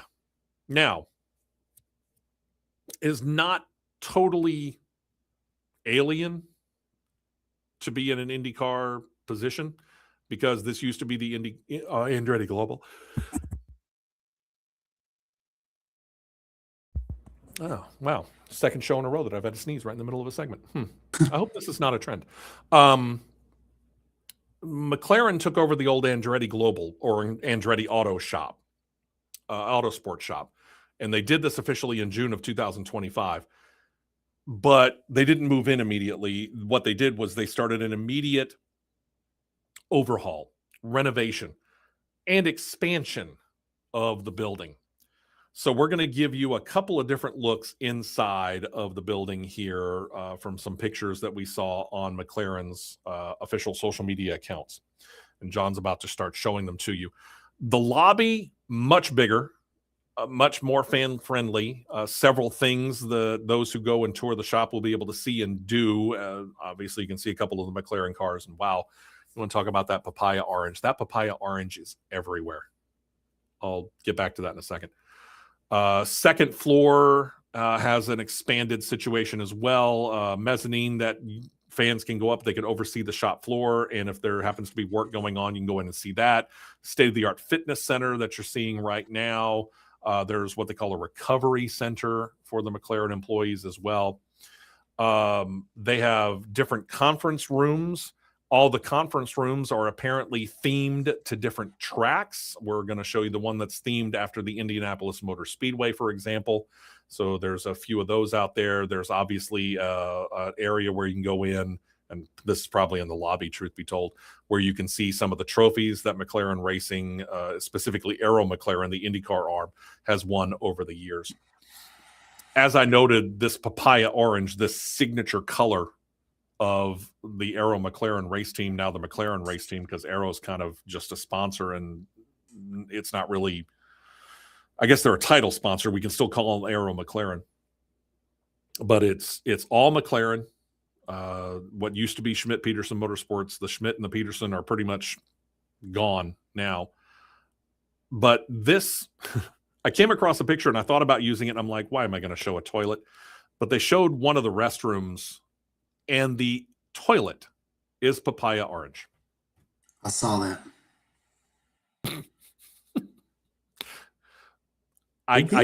I get it's your signature color, McLaren. It's your shop. You do what you want, but that's a lot of papaya orange. Too much. Way too much. But it looks like a really, really cool shop. And if you and I ever get the opportunity to head up there, it's definitely something I'd like to do. You know, just like we'd love to do a tour of the shops in and around the Charlotte area because they're really, really showcase places. It would be fun to do a tour of the IndyCar shops and be able to go inside and see this in person instead of just in pictures. All right, one more note, and then we're going to turn our attention back to NASCAR for a moment because round one of qualifying the Xfinity Series is done. But first, while the 2026 season has yet to get underway, preseason testing, again, we talked about that. That's rolling on. And more plans have come out about what's being going on in Texas with the Grand Prix of Arlington, which is going to happen Sunday, March the 15th.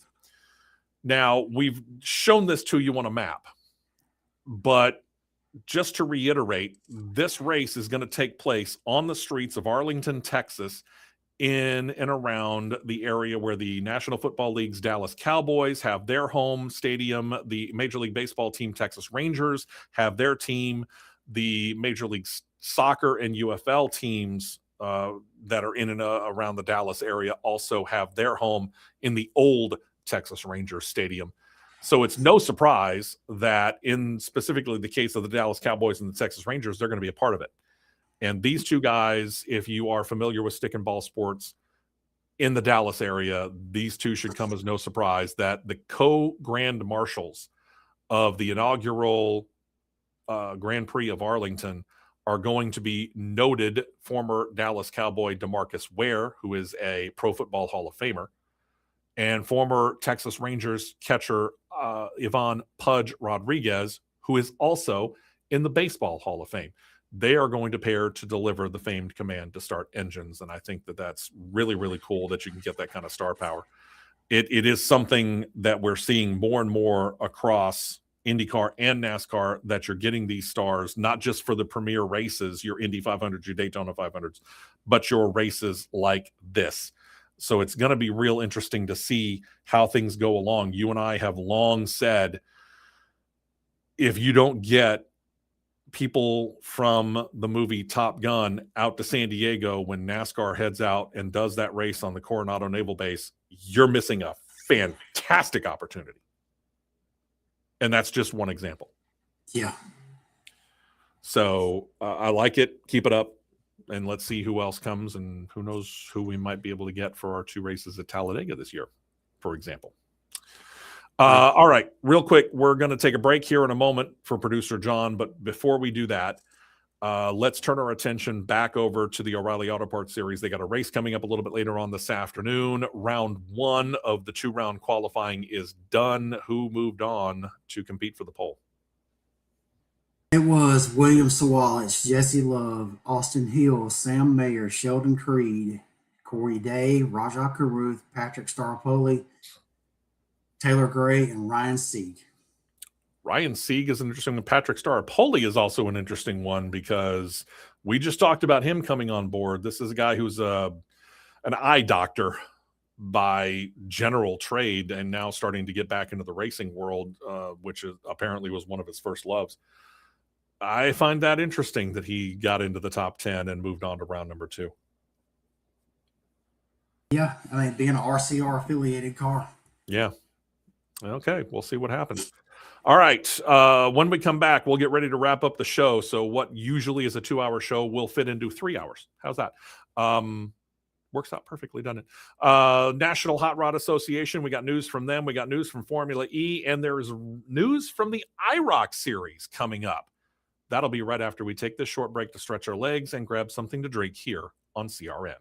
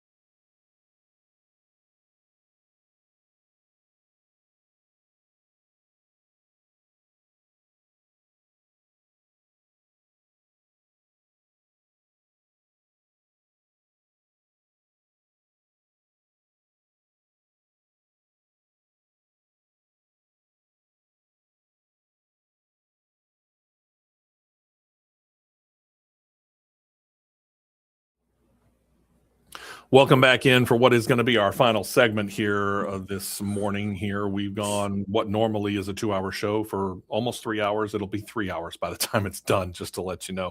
But we're having a good time. And with round number 2 of O'Reilly Auto Parts Series qualifying underway, we should have the top 10 starting lineup for you when it's all before our show is all said and done. But as we have been talking about, the top 75 drivers list is complete. We revealed all 25 additions to the original 50 best drivers from 25 years ago. And that was actually something we revealed on the Crossflex podcast that we recorded February the 3rd. But however, the top 75 moments list continues on. The reveals of moments 35 to 26 happened on Tuesday. To kind of give you an idea of what those are, the moments include Big Daddy Don Garlits riding out a wheel stand that resulted from the Top Fueler standing up, performing a pirouette only to land back on all 4 wheels. And you might think, sounds like it had hurt. Garlits amazingly wasn't injured despite that, and he was actually aware enough to shut everything down to the point where basically he didn't crash the car other than have it stand up on his back wheels, turn, and crash back down on all 4 wheels.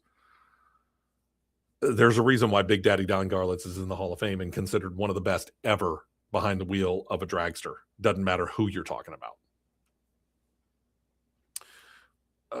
2017, Brittany Force became the NHRA second ever Top Fuel champion, first woman to do so since 1982 when Shirley Muldowney did it. She would again claim the title in 2022. At number 33, John Force's 15th career funny car title in 2010. This, however, was the first title that he did since a horrific 2007 crash that we talked about in an earlier top 75 moment that took place. And some people felt like maybe might end his career. Turned out it didn't. 1984, Joe Amato came in bearing a game-changing item for Top Fuel, something that we see on a regular basis now, that very tall rear wing. Lowered the drag, increased the downforce, paid off immediately, and every other team quickly went to adopting it. 2011, Matt Hagan, only 3 years after making his official debut in the funny car division, pushed his Dodge Charger funny car to its first ever sub 4-second run for that division. Clocked a 3.995 ET in qualifying at Charlotte's Z-Max Dragway. So one of the barriers finally broken there. Speaking of breaking barriers in funny car, in 1982, Don the Snake Prudhomme got into his Pontiac Firebird Trans Am. Remember those kids? In Baton Rouge, Louisiana, posted the first 250 mile per hour pass for the division. 1970, the NHRA debuted a new division, Pro Stock, or what we call Pro Stock car, since there's also Pro Stock motorcycle. They initially called it Factory Hot Rod. The division sported high-powered versions of American-made muscle and pony cars. Bill Jenkins was the division's first ever winner, won the very first official race in that. 2000, John Force, who is all over this countdown, and deservedly so, claims another spot, got the national event win in Chicago, giving him 86 career national event wins. And you say 86, what's special about that? That actually made him the NHRA's all-time wins leader. He surpassed Bob Glidden with that. And now, even though his career is done, 157. Is that mark ever going to be matched, Matt? I doubt it. Okay. John's daughter, Courtney, makes the list at number 27. She claimed win number 100 for a woman in the NHRA, got the win in Topeka, Kansas. Marked the first win of the 2014 season for her. Fourth event win of her career at the time. Win number 100 for women overall. Then for number 26, back to 1966, Shirley Shahan claimed the win in Top Stock at the Winter Nationals that year, became the first woman to claim a national event win in NHRA history. Do they even do Top Stock anymore, or did they just change the name in one of the lesser, like Lucas Oil Racing series? Lesser one. Okay. Thursday, the NHRA released top 75 moments, 25 up to 16. 25 is one of the more famed battles between Snake and Mongoose. Tom McEwen as Mongoose, Don the Snake Prudhomme, 1978 U.S. Nationals. And it was made a little bit more dramatic, you might say, because Tom McEwen's son, Jamie, had just died not that long before it. He bested Prudhomme, scored what he termed the biggest win of his career. And you may or may not have seen the movie. We talked about it a little bit back then. and I think we talked about it when it made its debut on home video or for streaming. There was a 2013 film called Snake and Mongoose, which, truth be told, I found once and marked, and now I honestly can't find it again. I'm just going to have to do a basic search for it. But it was that moment that inspired that movie. So it might be worth going and checking out on your streaming services. Back in 1963, the NHRA ran what became the first ever top fuel division race after having banned nitromethane fuel from 1957 to 1962. They felt it was too unsafe at the time, or at least unstable. The 1963 race in which Big Daddy Don Garlits won, it was a big hit with fans, and the division became official in 1964. So top fuel not as old as some people might think. Erica Enders becomes the first ever Pro Stock female champion. She makes the list at number 23. This happened back in 2014, marks the third female champion in NHRA history. 2 years earlier, when Enders became the first event winner in Pro Stock car history for a female, makes moment number 22. She bested Greg Anderson at the Route 66 Nationals. In at number 21, Jim Epler's 1993 funny car pass that made him the first member of the Slick 50 300 mile per hour club. So 1993 to now, funny cars have picked up about another 35 to 40 miles per hour. And I state that because we're going to come back to breaking barriers there. Number 20, very rare accomplishment. And Kenny Bernstein was the first to ever do it. 1996 became the first driver to ever claim the championship in both a funny car and a top fuel car. Now, Bernstein in 1996 was already a 4-time funny car champion when he moved up to top fuel in 1993, claimed the 1996 crown, repeated that in 2001. The only other 2 drivers to have done it since then, Gary Skelsey and Del Worsham. So this is a very elite club. You want to talk about elite clubs, to have only 3 members, this is one of them. Breaking the 300 mile per hour barrier is one thing. In at number 19, Warren Johnson. Warren Johnson busted through the 200 mile per hour barrier in a Pro Stock car qualifying run in 1997. That netted him a $25,000 bonus. He became the first member in the Speed 200 mile per hour club. And the truth of the matter is, if you look at what Pro Stock car is doing now, it's not going much faster than that. No. I mean, motorcycles now are breaking the 200 mile per hour barrier. So this was a big deal. Let's see. Besting that, however, is Austin Prock. 2024. Told you we would get back to breaking barriers. Austin Prock broke another barrier for funny car when he became the first in funny car to break through 340 miles per hour. This actually was the very first officially timed NHRA 340 mile per hour run, because Brittany Force didn't burst through that in top fuel until just last year. So a funny car actually broke 340 officially before a funny car did. Yeah. We've talked about this little rivalry about speed and elapsed times between funny car and top fuel before. To have a funny car do it before a top fueler might be a little unexpected. Yeah, it kind of was. Yeah. So good job on both of their parts. Those, I'm sure, will be broken, but to be the first, you get your name in a record book. Speaking of record funny car runs, Don the Snake Prudhomme's 1975 run at the World Nationals marked the first time that a funny car got into the 5-second bracket in a semifinal run, clocking in at 5.98 seconds. And finally, in at number 16, I'm surprised this is this low. First ever NHRA sanctioned Christmas tree. These things are ubiquitous now. But in at number 16? Okay. Made its debut in 1963 at the Nationals in Indianapolis. Think about this. Prior to that, you had a man holding a flag standing out there within the vision of the 2 drivers who started the drag races. It wasn't, however, the same flag man at every race. So the drivers started studying the flagmen and started understanding their different tells, which gave them a bit of an advantage. So the NHRA wanted to try and even all that out. Started off with an electronic device that has now evolved into a series of 5 lights in descending order, 3 yellows, 1 green. There is 1 red in case you jump the start light. And at the very top, there are the white lights on top that will denote having staged properly, or shallow or deep, as the case may be. Christmas tree at number 16? Wouldn't that be higher? Should be. Be interesting to find out what the top 15 are. That should happen within the next week. One more note from this, NHRA officials have announced there's going to be a $27 million purse to be doled out throughout the course of the 2026 season. I find this interesting that they're doing this because previously we have not found out how much money the NHRA doles out to the competitors throughout the course of the year. But the IHRA has suddenly started talking about how much money they're giving out throughout the course of the season. And lo and behold, here comes the NHRA saying, oh, yeah, by the way, we're handing out $27 million. Ain't that interesting timing? Included in that is something that's honoring the man that you see on the screen right now. NHRA founder Wally Parks. They're calling it the Wally Parks 75th Anniversary Appreciation Fund. This is going to be handed out to teams in the NHRA's Mission Foods Drag Racing Series. Again, Top Fuel, Funny Car, Pro Stock Motorcycle. That are deemed to be carrying on the legacy of Wally Parks himself. How do you get it?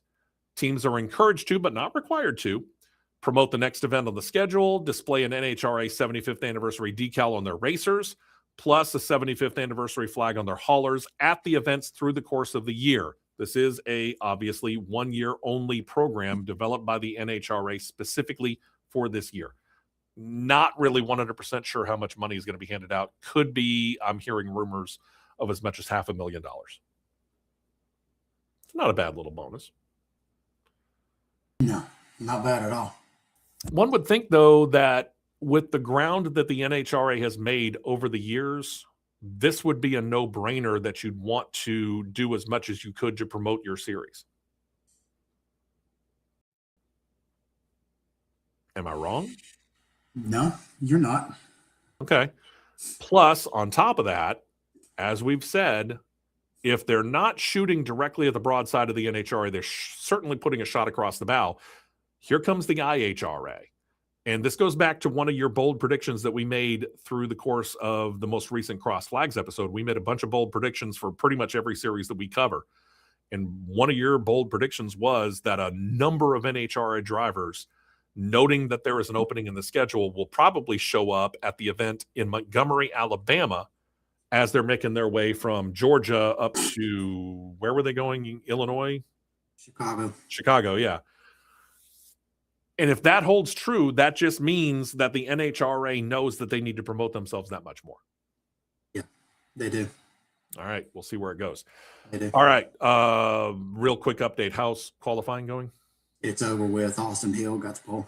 All right, Austin Hill on the pole. Who's on the outside of the front row, and what's the rest of the top 10? Jesse Love's outside pole by 1/1000th. RCR leading the field again. What a shock. I didn't cut it off. I just know that was the front row. Okay. All right. Race coming up this afternoon, 5:30, I think I said Eastern, 4:30 p.m. Central Time, if I remember right. Let's go to Formula E, where Formula E is set to return to Spain, head to the city of Madrid, kind of following in Formula One's footsteps in that situation. Race team Kiro, their team title sponsor Cupra, it's a car company, not here in the United States. Detail that in a second. They've announced a strategic partnership with Formula E to help make the 2026 Madrid E-Prix a reality come next month, March 21st. In addition to being prominently displayed on the pair of racers, Cupra's brand now gets trackside branding, more presence on the broadcasts, if you can find them, more presence in the fan village, and a whole lot more. The brand under the Volkswagen banner is VW's all-electric brand that is only sold in Europe.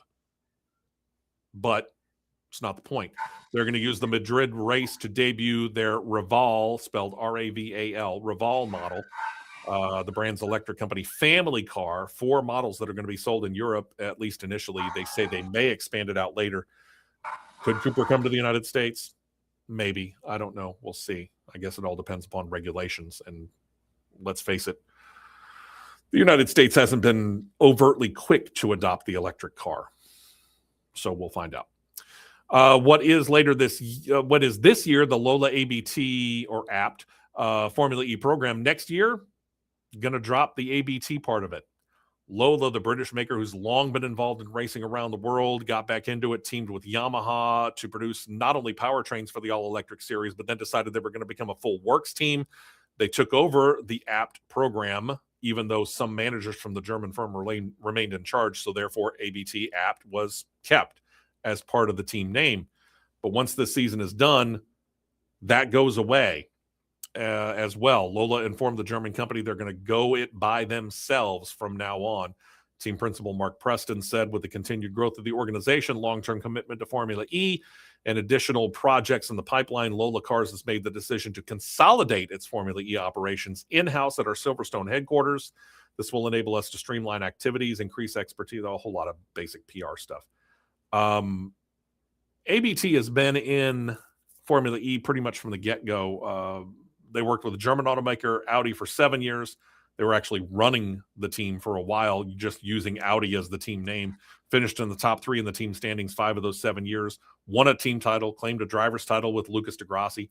When Audi backed out, the other VW group, Cooper, joined in, kept the partnership with ABT, using Mahindra power, not as successful. That's when Lola came in, took over. Cooper's joined in with U.S. team owner Kiro. Abt is on the way out. I don't know. Maybe they can latch on with another team. Time will tell, but I mean, again, they've been in it since pretty much the beginning. We'll figure out whether or not they can continue or not. Things come and go over the course of time, so it wouldn't necessarily surprise me if this is their swan song. And you have said you're not really looking for a whole lot out of this group. That was another bold prediction, right? Right. I guess we'll see. Then there's another connection between Andretti Global and TWG. How many more of these do we need? The Andretti Formula team set to have a new look. TWG AI, the advanced intelligence arm of the company, becomes the official artificial intelligence partner of Andretti Global. Did we need an official artificial intelligence partner? No. In this role, they are going to be, with the logo, on the car for at least the rest of this year. Why? I don't know. Whatever floats your boat, Andretti. Knock yourself out. With the dawn of the new generation of Formula E racers next year, it looks like things are going to change schedule-wise. This unique London course that had that hybrid inside-outside layout at the Excel Center is about to become unusable, they say, because of the extra power of the cars. So that means they need to find a new London course. Formula E CEO Jeff Dodds talked about it at the recent Miami E-Prix, said, quote, "We know that in turns 3 and 4 there in London, they can't move the infrastructure of the Excel Center.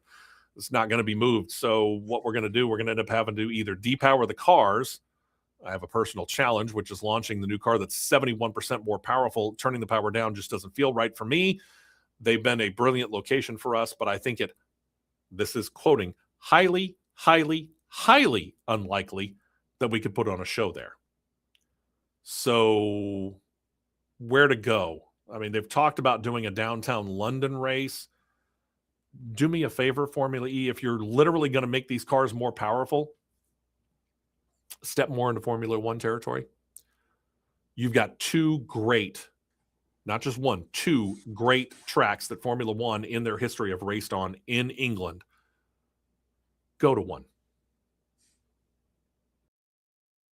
You and I talked about this during the podcast, and we said just about every road course on the planet has the long version, and then they've got several versions where you can shorten it down. So if you don't want to run as long of a track, for example, as Formula One does, don't. Use one of the shorter versions of the course, like, say, NASCAR does when they go to COTA. They don't use the full Formula One version anymore. They use a shortened version of it. Something. Yeah, you got to do something. And Dodds did talk about it. He said this, quote, "There are other locations in London that were long and that we could afford us a bit more space, which would be good. But there are 2 obvious fixed circuits we could talk to, and they are apparently talking to both Silverstone and Brands Hatch. There are pros and cons of both, so we're pretty close. I think we'll be knowing that answer to that question sometime soon. I hope so for your sake, but do me a favor. Go to a dedicated road course, would you? And then when Formula E heads to Japan for a doubleheader weekend in Tokyo, Formula E has announced that the races are actually going to be evening affairs in that city. Tokyo E-Prix races will take place July 25th and 26th around what the city calls the Big Sight Convention Center along the Tokyo Bay waterfront. Why are we making them evening races, you might ask? Well, Alberto Longo, Formula E's co-founder, said, quote, hosting Formula E night race event in Tokyo is a massive milestone. It's a city that is committed to our series, and we thank Governor Koika, if I mispronounced the name, I apologize, and the Tokyo Metropolitan Government for their partnership. All of this means that the races are going to start locally in Tokyo anyway at 8 p.m. both nights, and this means that for viewers here in the United States, kind of like Formula One, if you want to watch it, you're going to have to get up real early in the morning. That translates into 6 a.m. Eastern, 5 a.m. Central start time for us. So at least we'll be able to talk about the results when we get on the show that particular morning. Plus, you got to realize when you look at July 25th and July 26th, that's another Friday night, Saturday night deal. Tokyo, if you hadn't heard, is one of the most populated cities on the entire planet. To put it as a night race, at least get you past the workday. I think that's probably one of the bigger reasons why they did it. Yeah, probably so. All right, and one final note here as we get ready to wrap up. We're going to talk a little IHRA here. We don't get the chance to talk IHRA a whole lot because not a whole lot is going on. I did talk IHRA. Here's another kind of self-promotion, if you will. Go back, watch this week's Cross Flags episode. During the polled predictions, Matt gave an ARCA Menard series prediction. I didn't do an ARCA one. I did an IROC series prediction, which Matt didn't do. So, worth checking out. But as we have told you in the past, IROC is planning to do and be a part of what they call the Heritage Invitational event that's coming up at 1010's Motor Club in Charlotte, North Carolina. This is the one that they built right next to Charlotte Motor Speedway. And they're trying to make this the equivalent of, say, a concours event, for example, that happens throughout the course of years. For example, California's got a great one, which I think is Pebble Beach. Yeah. They're trying to make this that, and IROC got to be a part of it. And in the process, they're starting to build up an all-star roster of drivers. Some of the previously announced drivers, Scott Pruitt, Max Pappas, Tommy Kendall, Tommy Dreese, all sports car drivers with multiple titles among them. Pruitt raced in the old IROC series before it was shut down in 2006. Then you get into the guys who we're very familiar with, the NASCAR drivers. Two, now both Hall of Fame drivers have been added.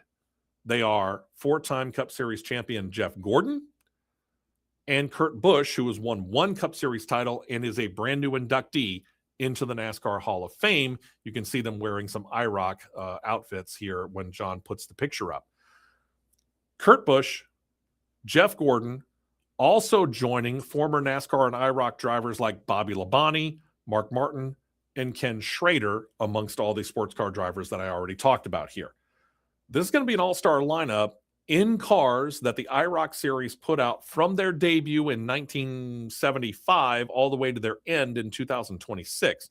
So Porsche's old Camaros, mid-80s Camaros, early 2000s Pontiac Trans Ams, Porsche 911s, Dodge Avengers, all of these are included in this field racing against each other with those drivers behind the wheel. Pretty cool deal. That's pretty vintage right there for sure. Yeah, the IROC competition is going to take place on Friday, April the 10th. There will be events on the day before. There will be events the day after that will involve the IROC drivers and the ability to see the cars, but the actual on-track action is going to happen on Friday, April the 10th.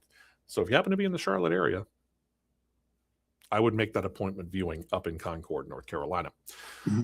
We appreciate you guys very, very much. The patience that you guys had for us taking last weekend off. We did go to the National Motorsports Press Association conference that happened last Saturday, 1 week ago today. And a lot of stuff got done. I'm not going to give you all the details of it, but I will tell you this. We, Matt, myself, and producer John, and producer Molly, for that matter, since we're all part of the same big family here, we are going to get much more involved here. We're going to be involved in a couple of different panels. We have talked to new incoming president, Holly Kane. She knows about us. She seems to like us, at least on the surface. So it looks like we made some really good inroads there, and we're looking forward to some big things.